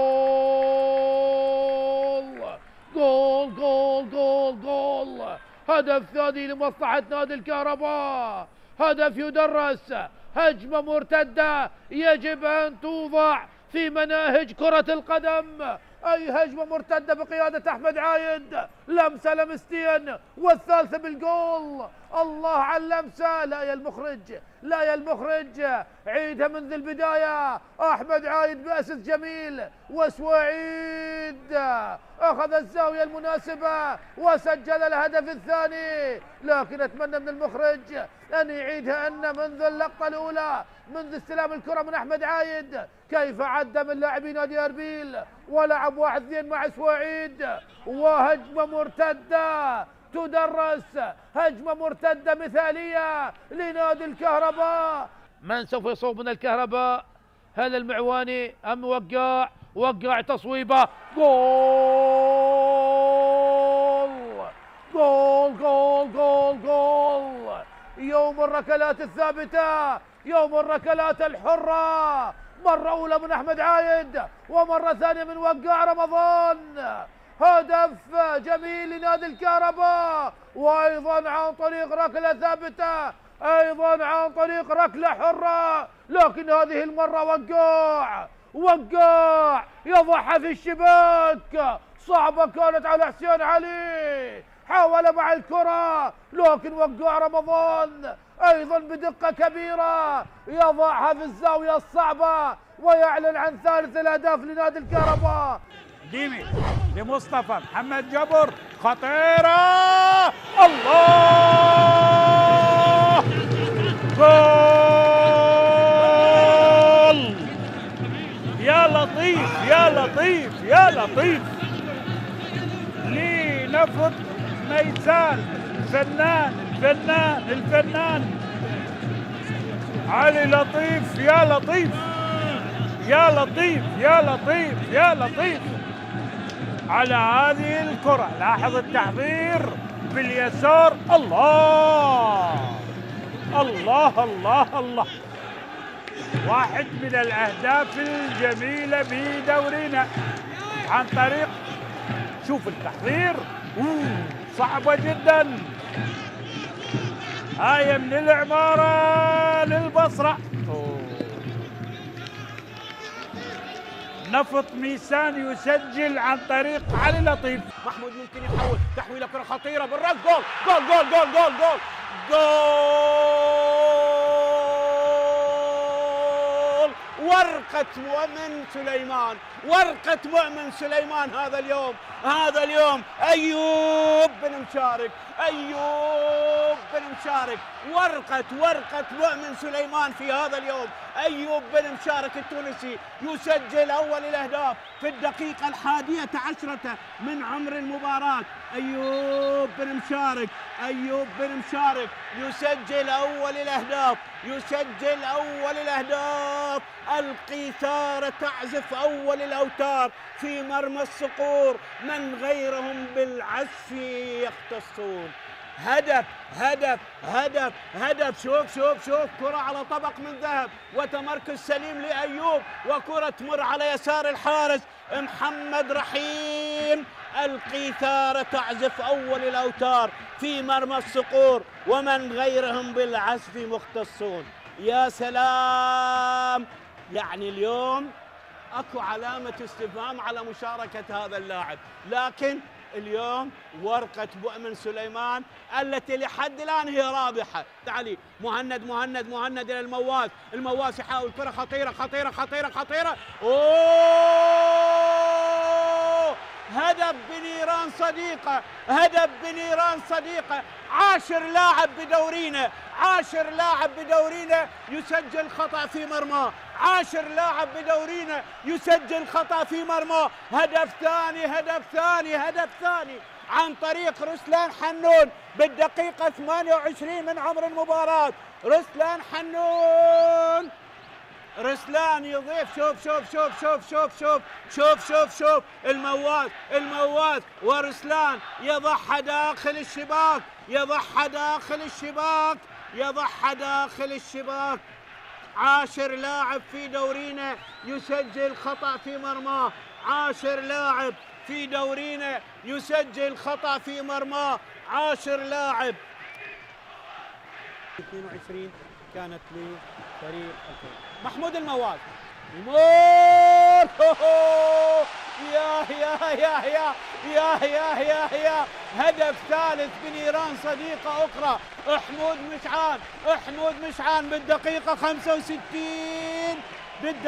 65. أحمود مشعان يضيف الهدف الثالث.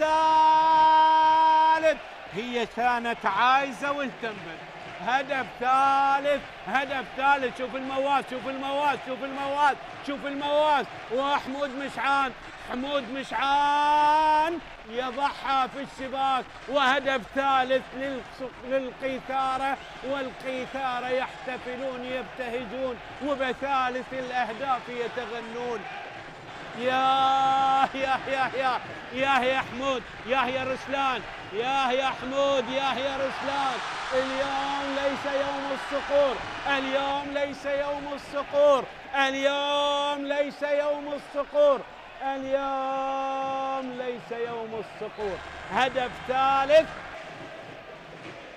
طويل الكرة على كل حال بها شك تسلل، ملعوبة ومهند مهند مهند مهند مهند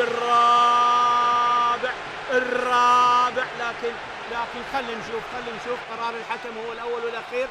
جول جول جول، والحكم صاحب القرار الأول والأخير. كرة ينفرد بها المواس اللي صنع 7 أهداف، اليوم يصنع هدفين ويصنع 9 أهداف هذا الموسم للقيثارة. هدف رابع، هدف رابع، هدف رابع، هدف رابع للقيثارة. وخلينا نشوف بالإعادة وبالإعادة إفادة. رابع رابع رابع رابع رابع للقيثارة. خلينا نشوف بالإعادة. على كل حال المساعد البعيد، وشوف الكرة على خط واحد مهيئها لمهند اللي يسجل هدف ال20.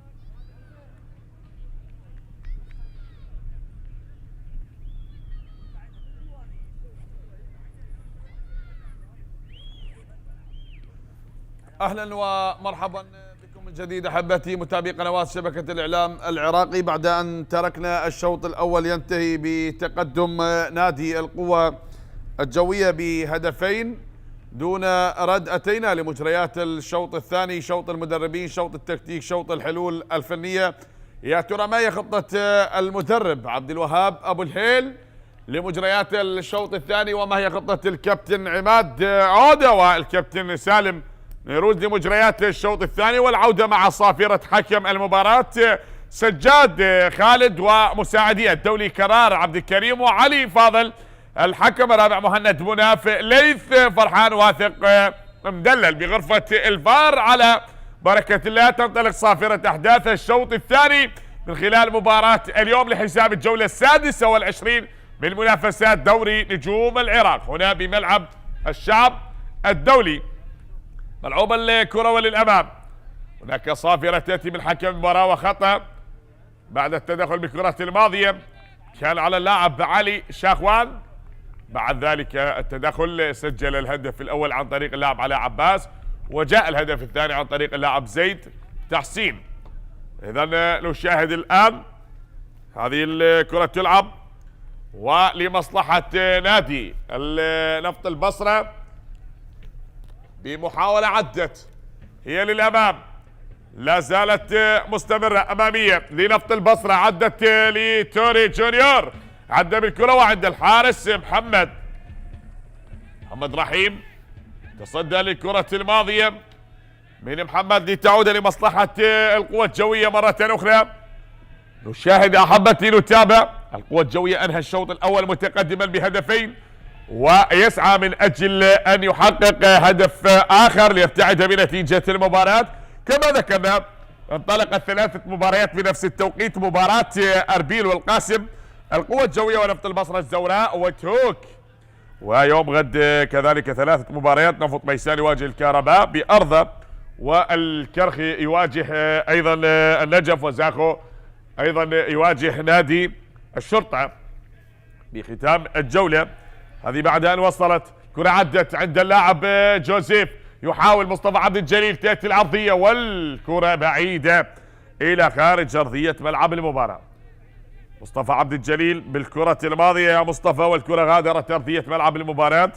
أيضا يشرك اللاعب علي خليل وكذلك اللاعب حسن داخل في الشوط الثاني من المباراة. هذا سعد عبد الأمير متواجد بعد هذا المرور والعبور من اللاعب جوزيف باللقطة الماضية، والاشتراك ما بين جوزيف وسعد عبد الأمير بهذه الطريقة. كانت هناك صافرة من حكم المباراة، هذا اللاعب عنده بطاقة صفراء. ولتصل مرة أخرى الكرة هناك عند اللاعب توري جونيور، من جونيور لمصطفى عبد الجليل، يلعبها لجوزيف. وصلت الآن ميسوكي لمصلحة القوة الجوية بنقلة للصقور، هي عدت هناك من عصام الصبحي، عد عصام ماشي، وحكم المباراة يقول لا لا لا لا لا لا يا عصام ما فيها شيء، انهض. باللقطة الماضية عصام وحكم المباراة سجاد خالد كان قريب من اللاعبين، باللقطة الماضية كان أيضا خلف اللاعبين يركض مسرعا، وقرار حكم المباراة باستمرارية اللعب. قرار جمعة اللقطة الماضية هذه الإعادة، كان إبعاد للكرة من اللاعب كرار. وصلت الآن مصطفى هناك بنقلة عند اياد عبد فرحان، اياد عبد فرحان، عدى عبد فرحان من اياد، يحاول البعد عن زميله، عاد الكرة هناك بنقلة لحسين فلاح، حسين فلاح من حسين فلاح تحت الارضيه، هنا العرضيه وبالراس الابعاد ياتي من زيد تحسين مصطفى عبد الجليل، مصطفى عبد الجليل، وياتي هنا علي شاخوان خلص الكره والى خارج ارضيه ملعب المباراه. عبد الوهاب ابو الهيل عارف فريق نفط البصره، فهو قائد هذا الفريق واغلب عناصر الفريق ايضا لعبوا مع هذا المدرب الكابتن عبد الوهاب ابو الهيل بمسيره حافله لهذا المدرب صاحب التولد 1975، لاعب خط الوسط ومنتخباتنا الوطنيه، كذلك شارك في بطوله كاس اسيا عام 2000 في لبنان، وكذلك شارك ايضا في عام 2004 ايضا في الصين، لعب للطلبه ولنادي سيمهان الايراني وفولاذ خوزستان، درب زاخو ونفط البصره الانصار اللبناني، لتعود الكره ايضا عمل مساعد مدرب مع الكابتن لؤي صلاح، وبعد ان يكون خلفا للمدرب لؤي صلاح لتدريب ما تبقي من الدوري مع نادي القوه الجويه. هذه تلعب الان بنقله، الكره وصلت الى خارج ارضيه ملعب المباراه، طالت الكره وغادرت ارضيه ملعب المباراه لتصل مره اخرى. محمد سامي من محمد سامي يلعبها لسعد عبد الامير، سعد عبد الامير، والكره وصلت لمصلحه اللاعب علي شاخوان بوسط الملعب من علي لسعد عبد الامير، تراجع بالكره سعد لمحمد سامي، نقله وصلت هناك عصام الصبحي، من عصام عدى عصام، والكره تكون لا تنقطع يا عصام ولن تذهب الى الامام لتعود هنا مره اخرى. شاهد الكره بعيده على اللاعب مصطفى سعدون وطالت الى خارج ارضيه ملعب المباراه، لتصل لمجتمع محمد، هذا مصطفى وليد وهذا هو محمد سامي. الاكيد التغييرات بالشوط الثاني من المباراه هل تعزز وتضاعف بنتيجه المباراه ام ستقلص النتيجه؟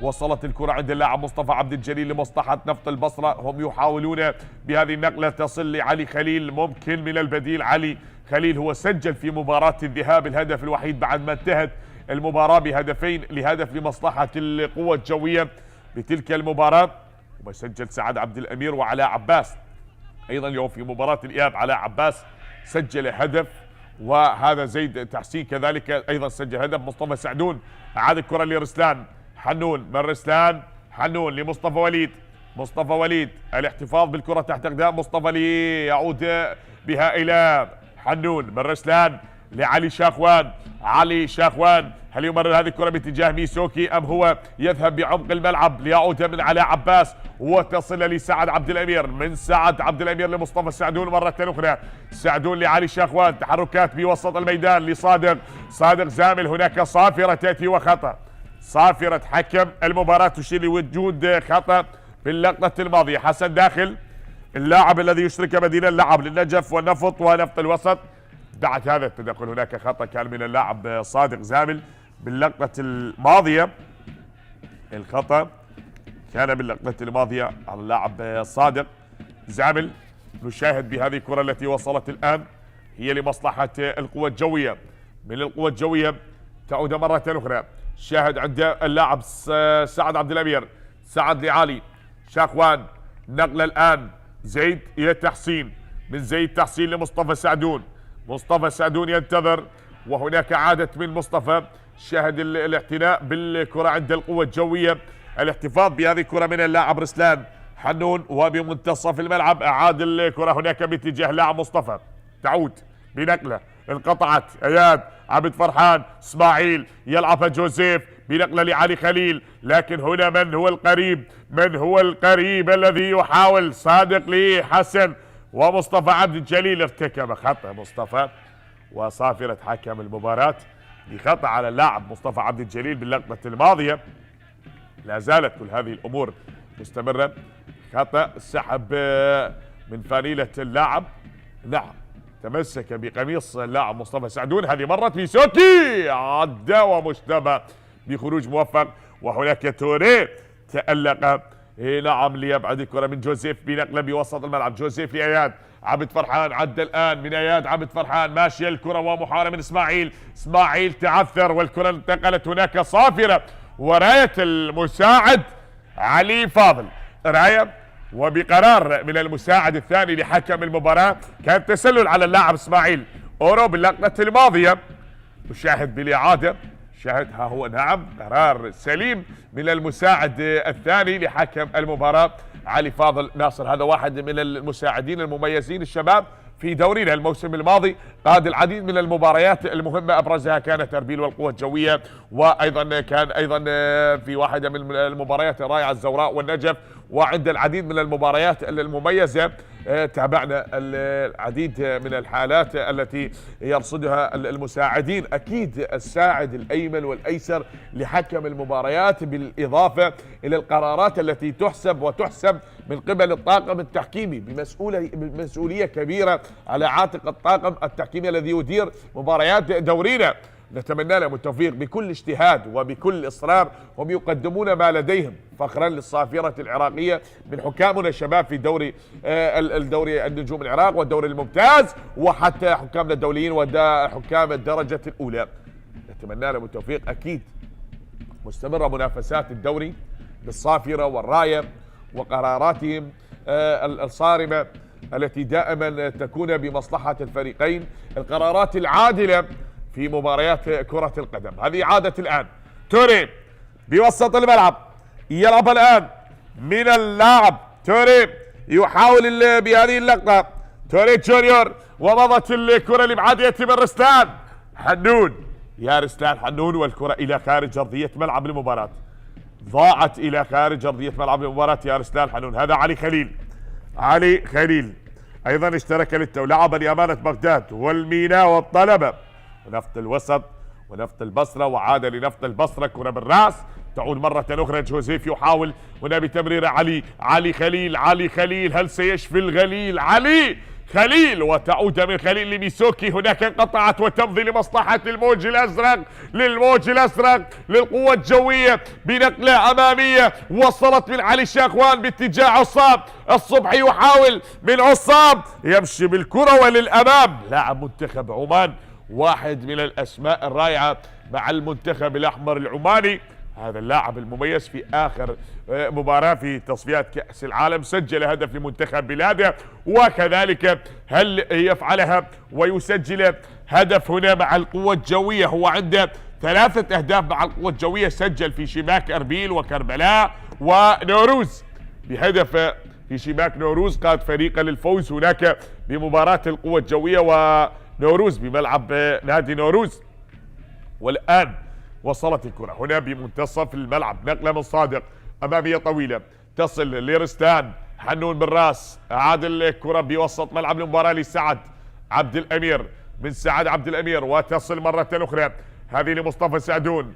من مصطفى سعدون. تحركات مصطفى سعدون، تبادل الأماكن ما بين سعدون وعلي شاخوان، والكرة تصل الآن. ميسوكي يلعبها لشاخوان ولسعد عبد الأمير، عادت من سعد لزيد، زيد تحسين هناك باتجاه رسلان حنون، مضت عند محمد سامي، من محمد سامي وهناك عصام، تراجع بالكرة لأياد عبد فرحان، شن الهجوم الآن لنفط البصرة، ماشية من البصرة وانقطعت الكرة من عمان.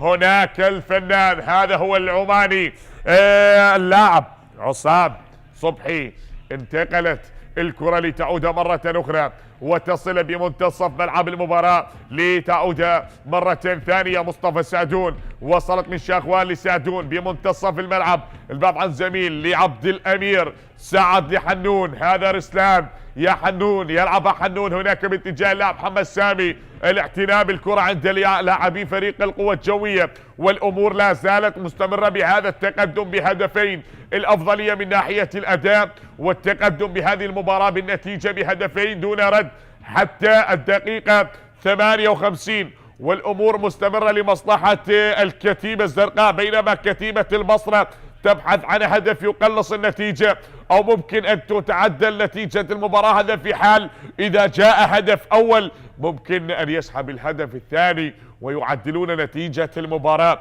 لا شيء مستحيل في كرة القدم، أنت تعطي لكرة القدم فأكيد ستعطيك.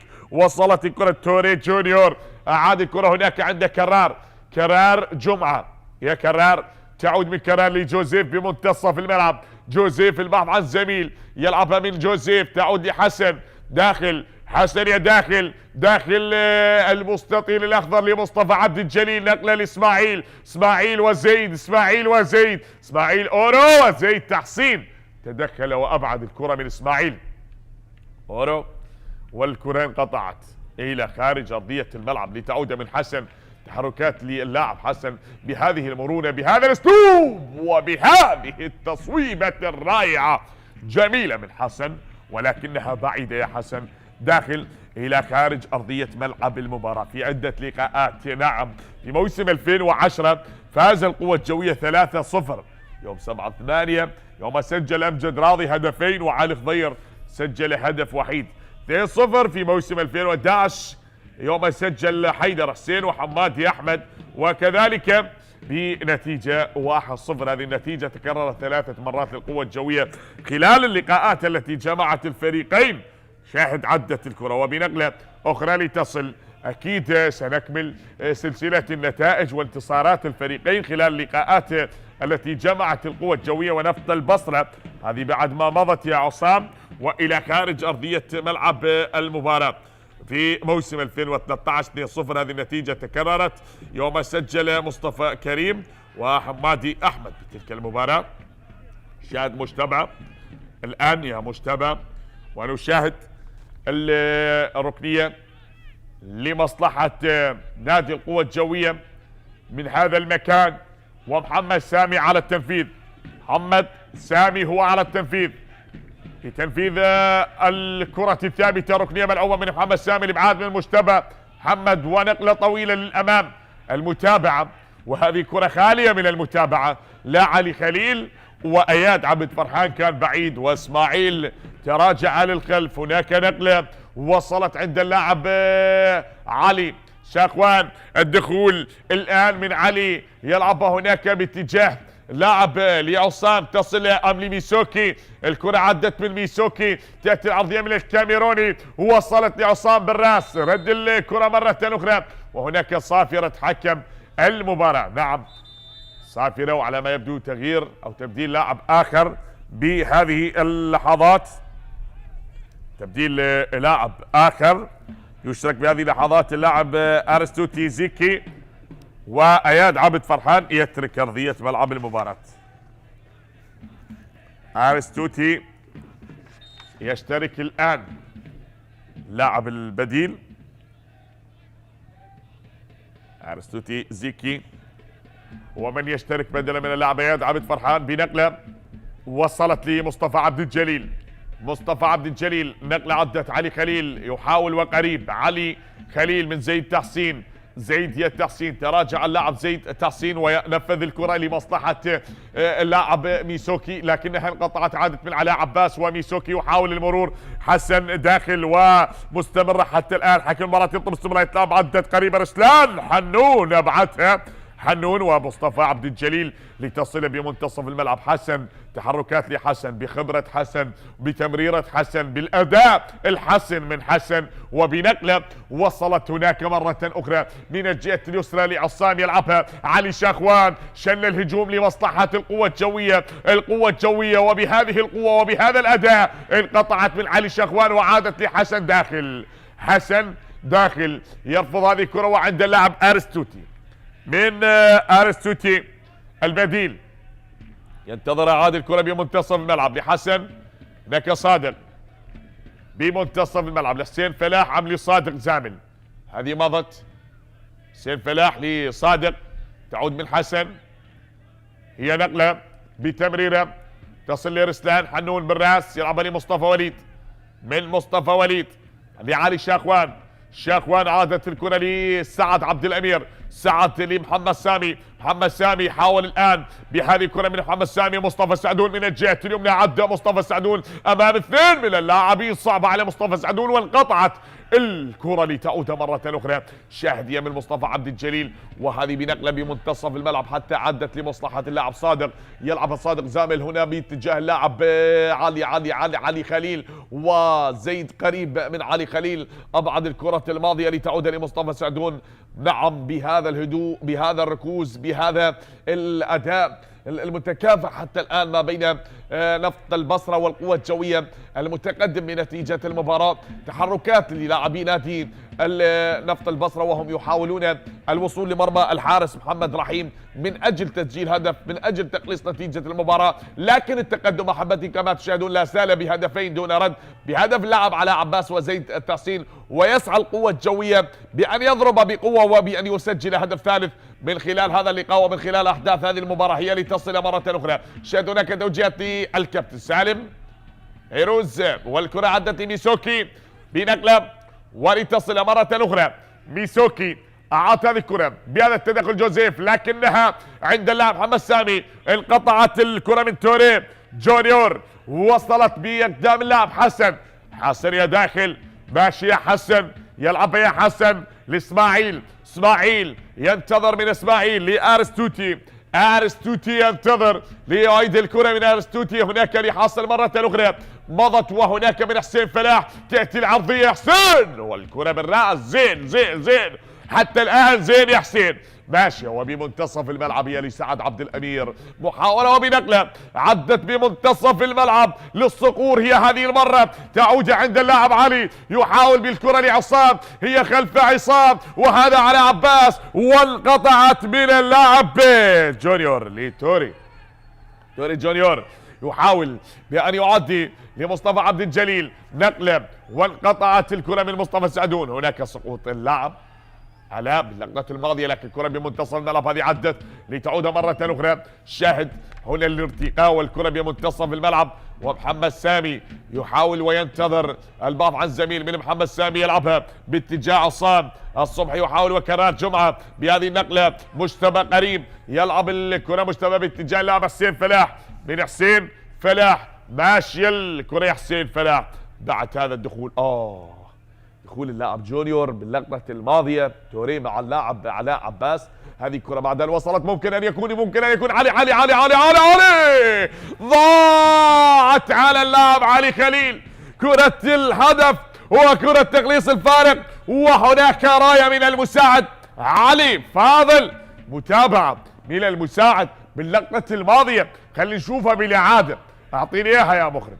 نعم، أعطينا لقطة التسلل، كان مرور من اللاعب علي خليل باللقطة الماضية، كان عبور من اللاعب علي خليل بتلك اللقطة، ونشاهد الآن بالإعادة هذه الإعادة، وشاهد تمركز بمكان سليم للمساعد، وبهذه اللقطة نعم كان القرار، وباللقطة الماضية والتسلل هناك راية المساعد على عباس، ترك أرضية ملعب المباراة، ويشرك اللاعب يوسف فوزي بدلا من علاء عباس، وعلى ما يبدو سيشرك اللاعب جيبور ويليام كذلك ايضا ميسوكي ترك ارضية الملعب، وايضا يشرك اللاعب جيبور ويليام.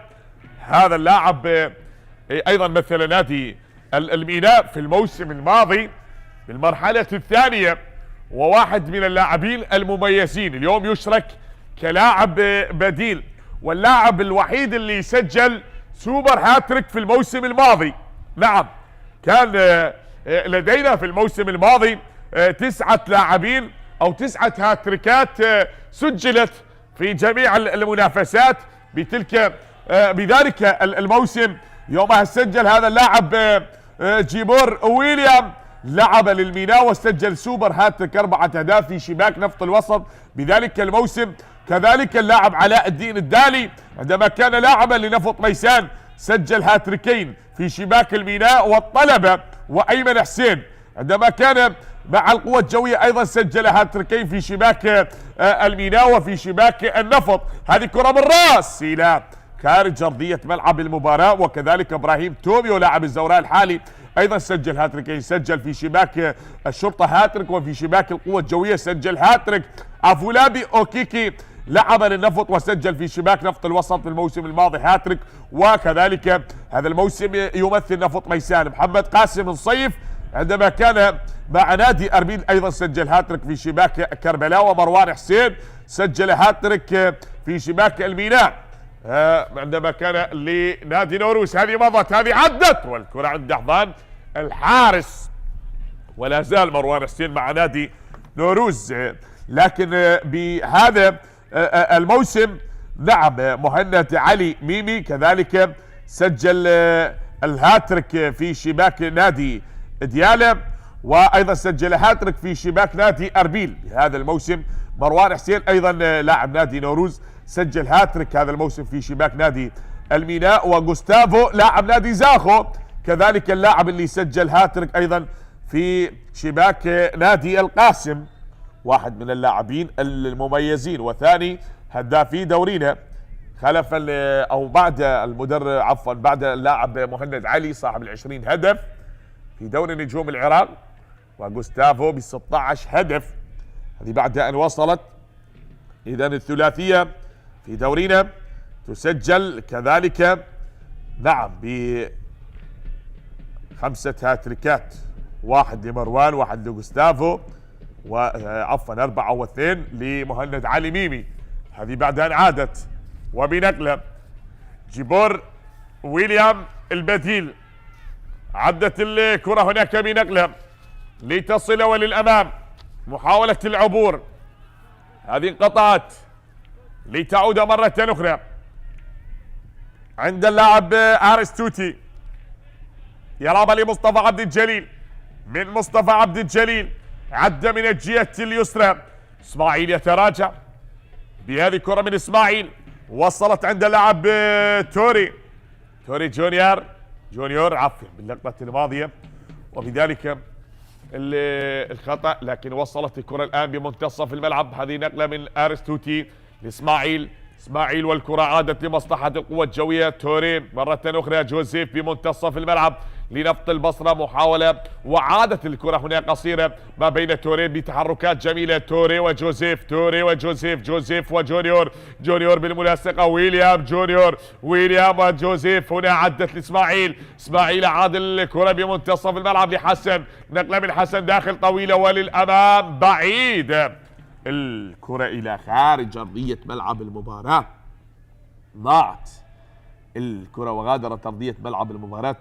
في موسم 2017 فاز القوى الجوية أيضا 3-0 يوم سجل أسامة علي هدف وعماد محسن سجل هدفين بتلك المباراة. هذه النتيجة أيضا تكررت 3-0 لنادي القوى الجوية في موسم 2018، وكذلك سجل علي يوسف هدف وعماد محسن عادلي وسجل هدفين في شباك نفط البصرة. 2-1 بموسم 2019 يوم سجل عدنان محمد وعلي يوسف، وفراس زامل سجل الهدف الوحيد لتلك المباراة لمصلحة نفط البصرة. هذا مصطفى سعدون، عدى بالكرة سعدون، ماشي محمد سامي هو من يحاول هناك من الجهة اليسرى، يحاول الدخول محمد سامي، والتصدي الروعة والإبعاد بقبضة اليد من الحارس مجتبى محمد.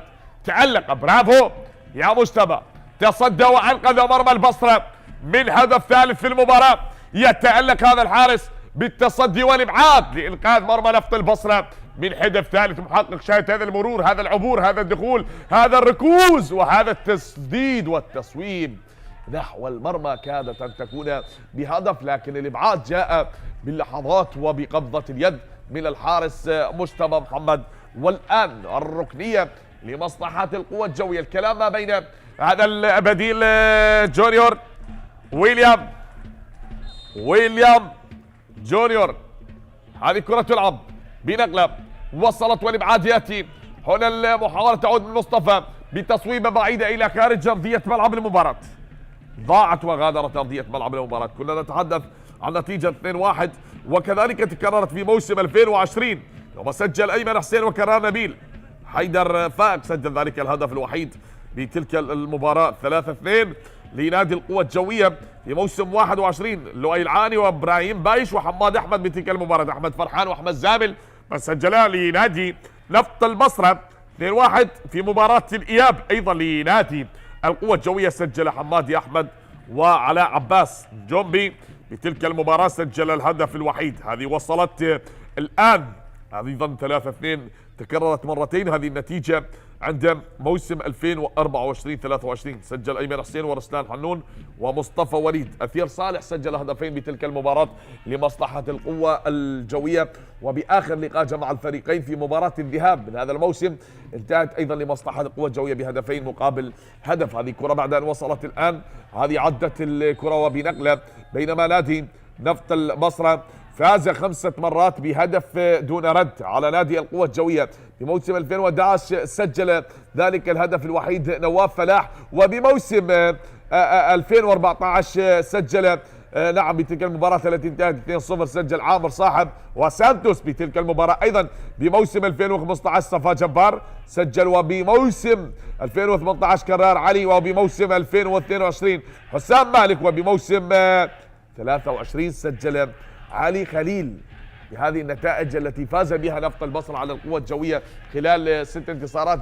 ويليام يحاول جيبور ويليام، والكرة عادت من جيبور لتصل مرة أخرى عند اللاعب علي شاخوان بنقلة هناك باتجاه اللاعب يوسف فوزي من يوسف فوزي، وانقطعت كرة لتعود مرة أخرى هي بنقلة وصلت وللأمام لتعود وتنقطع مرة أخرى عند اللاعب زيد تحسين. زيد تحسين ماشي الكرة يا زيد، والابعاد لتعود عند اللاعب مصطفى. من مصطفى لعلي، علي المرور، التوغل بهذه الكرة عند اللاعب مصطفى سعدون، يلعبها مصطفى عبد الجليل، تنقطع من مصطفى عبد الجليل وتعود لحسن. حسن يحاول والتراجع بهذه الكرة من حسن، ياتي الابعاد من حسين فلاح بنقله وللامام يا حسين فلاح. الكرة من اللاعب جوزيف اللاعب جونيور لعلي خليل، يلعبها نقله مرت يا علي خليل، عدى بهذه الكرة وبهذا الهجوم الكاسح من علي خليل. هيا الكرة جول جول جول جول، لا ضاعت على اللاعب ارستوتي، وحاول المرور، حاول العبور علي خليل. هيا الكرة على طبق من ذهب للاعب ارستوتي زيكي، ولكنها ضاعت الى خارج ارضية ملعب المباراة. شاهد هذا الدخول، هذا العبور الرائع، هذا المرور الجميل. ارستوتي سدد بقوة وتألق محمد رحيم، انقذ مرمى القوة الجوية، تألق بطيران وبقوة. نعم أبعدها بتألق وبإصرار لهذا الحارس لينقذ مرمى فريقه من هدف تقليص الفارق باللقطة الماضية، وأبعد الكرة إلى خارج أرضية ملعب المباراة. حتى الآن والتحدي لا زال مستمر. نفط البصرة لا يستسلم، نفط البصرة لا يستيئس من هذا اللقاء، فهم لا زالوا بهذا الإصرار، بهذا الطموح، يبحثون عن أهداف تقلص نتيجة المباراة أو ممكن أن تعيد الفريق للمباراة. نعم هناك من يغادر على ما يبدو. محمد سامي سيترك أرضية ملعب المباراة إلى القوة الجوية، وكذلك بهذه اللحظات شاهد سيشترك الآن اللاعب هيران أحمد وصفاء على ما يبدو. محمد سامي يترك أرضية ملعب المباراة. تغييرين أيضا، محمد هو من يترك أرضية ملعب المباراة، وعصام صفاء هادي وهيران يشتركون الآن. صفاء هادي وهيران أحمد يشتركون الآن، وبعد أن غادر ميسوكي ومحمد سامي وعصام وعلاء عباس. هذه تغييرات عبد الوهاب أبو الهيل. نعم، اليوم الأجواء بهذه المباراة هي تسر خواطر جماهير القوة الجوية، وبدأت نتيجة المباراة تفوح بعطر الهيل لكتيبة المدرب عبد الوهاب أبو الهيل بعد أن عاد القوة الجوية وتقدم في المباراة بهدفين حتى الدقيقة 77 من أحداث المباراة، بينما نفط البصرة لا زال يحاول من أجل التعديل، من أجل تقليص نتيجة المباراة. ممكن أن تكون هناك أهداف بهذه الدقائق المتبقية من أحداث اللقاء، وممكن أن تتغير الأمور، لا نعلم، فكل شيء وارد في مباريات كرة القدم، كل شيء ممكن. الإثارة متواجدة، المتعة حاضرة، اللمسة والمهارة والتركيز بهذه المباراة وبكل تفاصيل المباراة. هناك من يتراجع وهنا من يلعب بأسلوب المنظومة الدفاعية المنسجمة انسجام تام بقطع الكرات التي تصل والتي تحاول العبور والمرور والوصول لمرمى نادي القوة الجوية، لكن يأتي من إبعاد من المشتبه. هناك لكرار جمعة، عادت هي كرار بمنتصف الملعب لحسن داخل، يلعبها من حسن باتجاه اللاعب حسين فلاح، من حسين فلاح بنقلة وصلت هناك بمنتصف الملعب لتعود مرة أخرى صادق زامل، يحاول صادق زامل، وهنا صفا هادي حد بالكرة صفا هادي وانقطعت من حسين فلاح، تنقطع لتعود مرة أخرى وإلى خارج أرضية ملعب المباراة. الكرة طالت وإلى خارج أرضية ملعب المباراة. على ما يبدو حيدر أحمد سيشرك الآن. حيدر أحمد اشترك بديلا بهذه الدقائق، عدت الكرة وصادق زامل هو من ترك أرضية ملعب المباراة. إذا حيدر بدلا من صادق زامل. هذه تعود مرة أخرى لسعد عبد الأمير، يوسف فوزي، من يوسف فوزي لمصطفى سعدون، مصطفى سعدون نقلة لعلي شاخوان، علي شاخوان والكرة بمنتصف الميدان، وشاخوان هذا فنان، هذا فنان يا جماعة بتحركات هذا اللاعب.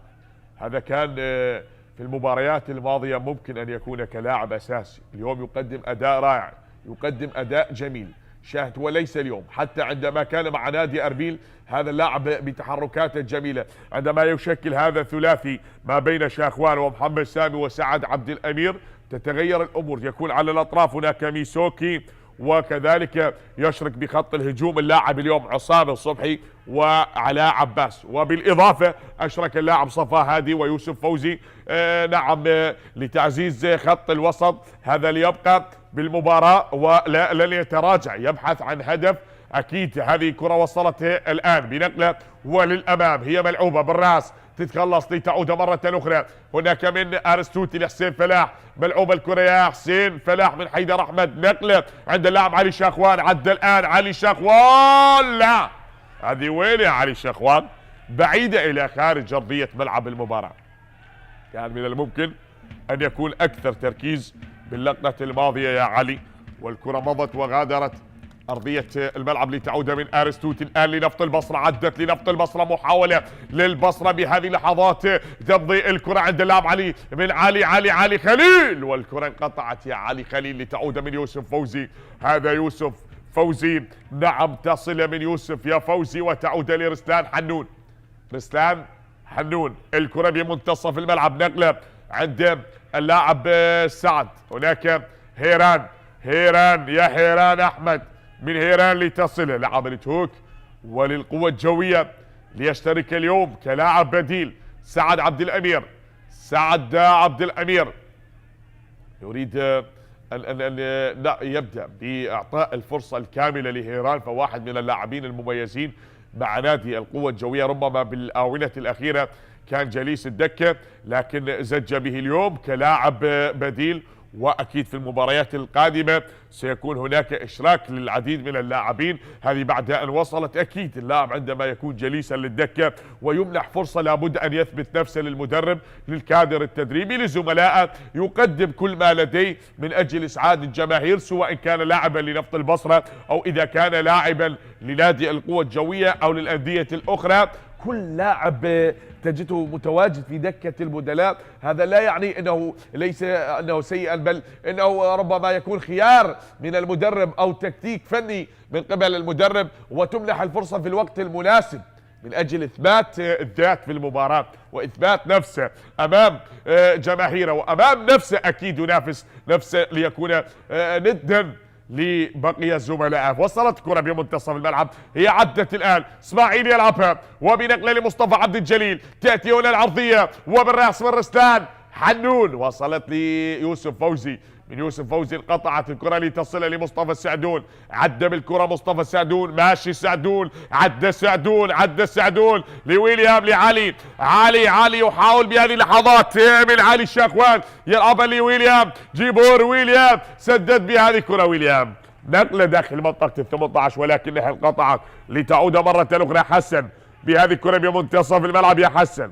تعود الآن، علي يتراجع من علي خليل، والكرة بنقلة بمنتصف الملعب هنا من حيدر أحمد البديل، يلعبها باتجاه اللاعب أرستوتي لحسين فلاح، حسين فلاح يلعب الكرة لمصلحة اللاعب أرستوتي، الدخول بهذه الكرة من الجهة اليمنى، أرستوتي يريد أن يتلاعب بدفاعات القوة الجوية ولكنها انقطعت، والكرة لا زالت مستمرة، والإبعاد يأتي لتصل مرة أخرى قريبا للكرة عند اللاعب حسن داخل باتجاه حسين فلاح، من حسين فلاح يحاول حسين يسحب هيران، وعاد بالكرة لحيدر أحمد، هل تأتي العرضية من حيدر أحمد وهنا تتهيأ من علي خليل، لكن مصطفى السعدون أبعدها من امام اللاعب علي خليل باللقطة الماضية.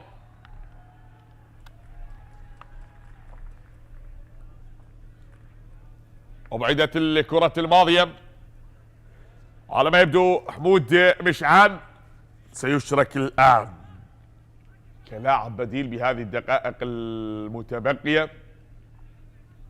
يريد عبد الوهاب أبو الهيل الحفاظ على نتيجة المباراة، ويبدأ الآن بزج مدافع آخر، اشتراك اللاعب حمود مشعان بهذه اللحظات.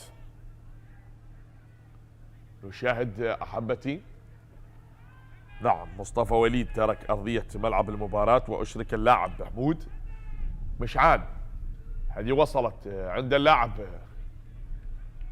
من حمود بوسط الملعب، إن البديل بنقله باتجاه اللاعب ويليام جيبور، وكرار جمعة تدخل ملعوبة الكرة، لكن هناك على ما يبدو صافرة والخطأ على اللاعب ويليام جيبور باللقطة الماضية. الأمور مستمرة أحبتي بهذا التقدم بهدفين دون رد. نادي القوة الجوية كما ذكرنا لعب 25 مباراة، بينما نادي نفط البصرة عند مباراة مؤجلة لعب 24 مباراة، وهذه مباراته الخامسة والعشرين. القوة الجوية يلعب مباراته السادسة والعشرين في منافسات دوري نجوم العراق.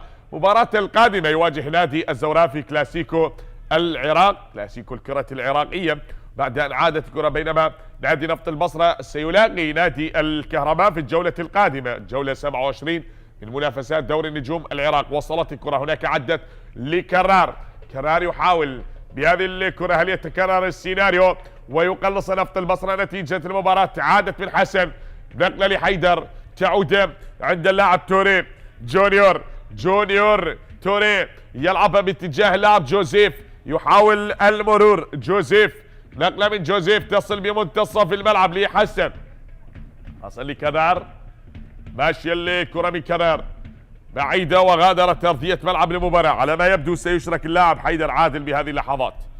هذا حيدر، نعم حسين فلاح، أما من؟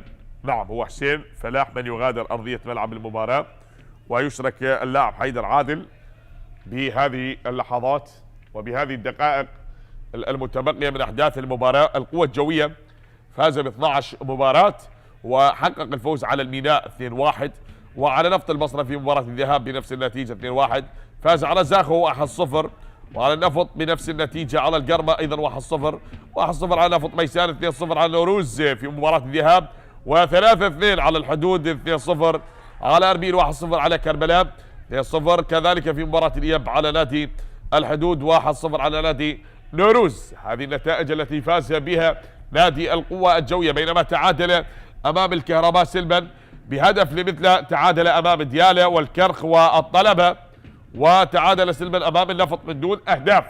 هذه وصلت الكرة وللامام، لا زالت مستمرة بهذا التقدم. علي خليل يلعبها لاسماعيل، عدى بالكرة، مضى جوزيف، حاول الان لكن هنا يا جوزيف وحكم المباراة تطلق صافرته، وركلة جزاء تحتسب لمصلحة نادي نفط البصرة. ركلة جزاء لنفط البصرة. في هذه اللحظات شاهد هناك غضب للكابتن عماد عودة وحكم المباراة سجاد خالد. يحتسب الآن ضربة جزاء لمصلحة نفط البصرة. بهذه اللحظات ماذا هناك الكلام من لاعبي نادي القوى الجوية. شاهد هذه اللقطة، شاهد بعد أن عدى جوزيف ودخول اللاعب محمود مشعان البديل ارتكب خطأ. نعم ربما تكون نعم هذه بعد الخطأ، بعد اشتراك اللاعب المدافع حمود مشعان يرتكب خطأ ويكلف فريقه ضربة جزاء الآن. وكذلك هناك بغرفة الفار ليث فرحان وواثق مدلل يتأكد من الحالة في حال إذا كانت القرار كان قرار سليم من حكم المباراة سجاد خالد أو لم يكن أو يكون هناك فيها شكوك. يبقى القرار عند حكم المباراة لكن على التنفيذ. اسماعيل هداف الفريق ب6 أهداف هو على التنفيذ لضربة الجزاء الآن لمصلحة نادي نفط البصرة. من الأسمران اسماعيل أورو هو على التنفيذ. أورو بمواجهة محمد رحيم لتنفيذ ركلة الجزاء. اسماعيل يا اسماعيل هم ينتظرون يشاهدون هل يكون هدف هنا ليقلص نتيجة المباراة. اسماعيل هل يفعلها وتكون النتيجة مشابهة لمباراة الذهاب هنا في مباراة الإياب. اسماعيل يتقدم لتنفيذ ركلة الجزاء. جول اسماعيل أورو يقلص نتيجة المباراة ويسجل هدف نفط البصرة من علامة الجزاء. هدف أول لنادي نفط البصرة ونعم نفذها بذكاء. اسماعيل يسجل الهدف الأول لنفط البصرة لتصبح نتيجة المباراة بهدفين مقابل هدف. 2 للقوة الجوية 1 لنفط البصرة. وضعها بالزاوية اليسرى للحارس. نعم محمد رحيم يسجل هدف ويعلن عن 7 أهدافه بهذا الموسم. اسماعيل يسجل الهدف السابع الشخصي لهذا اللاعب وبعد أن سجل في شباك الكهرباء والطلبة والأروز وزاخو والحدود. اليوم يسجل هدف من علامة الجزاء ليقلص نتيجة المباراة لنادي نفط البصرة من خلال هذا اللقاء. وصلت الكرة قريبة الآن، مضت أرسطوطي يحاولون الوصول العبور هنا ممكن أن يكون التعادل لكن حكم المباراة يقول له انهض. اللقطة الماضية عدت وللأمام جيبور وصلت عند اللاعب جوزيف، حاول بمنتصف الملعب من جوزيف بنقلة هناك باتجاه حيدر. يحاول الآن حيدر أحمد المعمد زميل ينتظر يعيد الكرة بنقلة أخرى تصل هناك من جديد بمحاولة عادت لمصلحة نفط البصرة. كرار جمعة يا كرار بنقلة تأتي من كرار وهنا نعم ارتدت الكرة بحكم المباراة والإبعاد كان باللقطة الماضية لتلك الكرة. حكم المباراة يطلب الكرة الآن، ارتدمت بحكم المباراة. اسقاط كرة لمصلحة اللاعب اسماعيل وتلعب الآن بنقلة ماشية بهذا المرور. شاهد بعد هذا الخطأ حيران وبالنقلة الماضية اشتراك ما بين اللاعب البديل حيدر عادل. تغيرت الأمور عند ما اشترك اللاعب علي خليل وبتعزيز خط الهجوم لنادي نفط البصرة حيث اشترك عبد الوهاب والهيل حمود مشعان بتصويبه وحمود مشعان ارتكب خطأ كلف فريقه ضربة جزاء ركلة الجزاء وسجل من خلالها اسماعيل أورو الهدف. هذا هو زيكي أرسطوطي زيكي 5 دقائق وقت إضافة. هذا هيران أحمد الفريقين يلعبون بالوقت الإضافي وينتظرون هل يكون هدف تعادل يعيد الأمور نعم ويتقاسمون نقاط هذه المباراة، أم يبقى التقدم للقوة الجوية بهدفين مقابل هدف. هذه الكرة وصلت عند حيدر لتصل من جديد عند اللاعب جوزيف، يحاول المرور العبور بهذه الكرة من جوزيف، عدى بالكرة لعلي خليل لكنها انقطعت هنا من يوسف فوزي وتمضي عند اللاعب علي، يحاول لتصل مرة أخرى.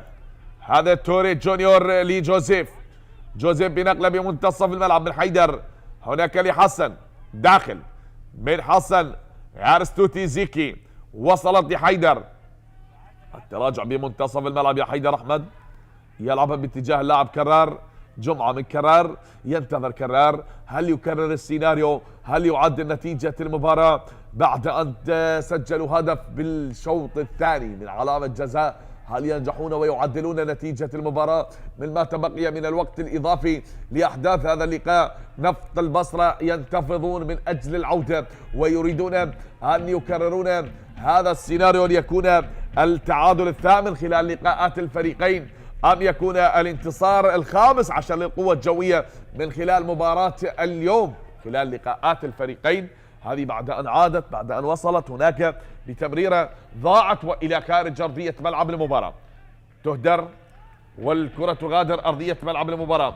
حتى هذه اللحظات الأمور مستمرة بتقدم نادي القوة الجوية بهدفين.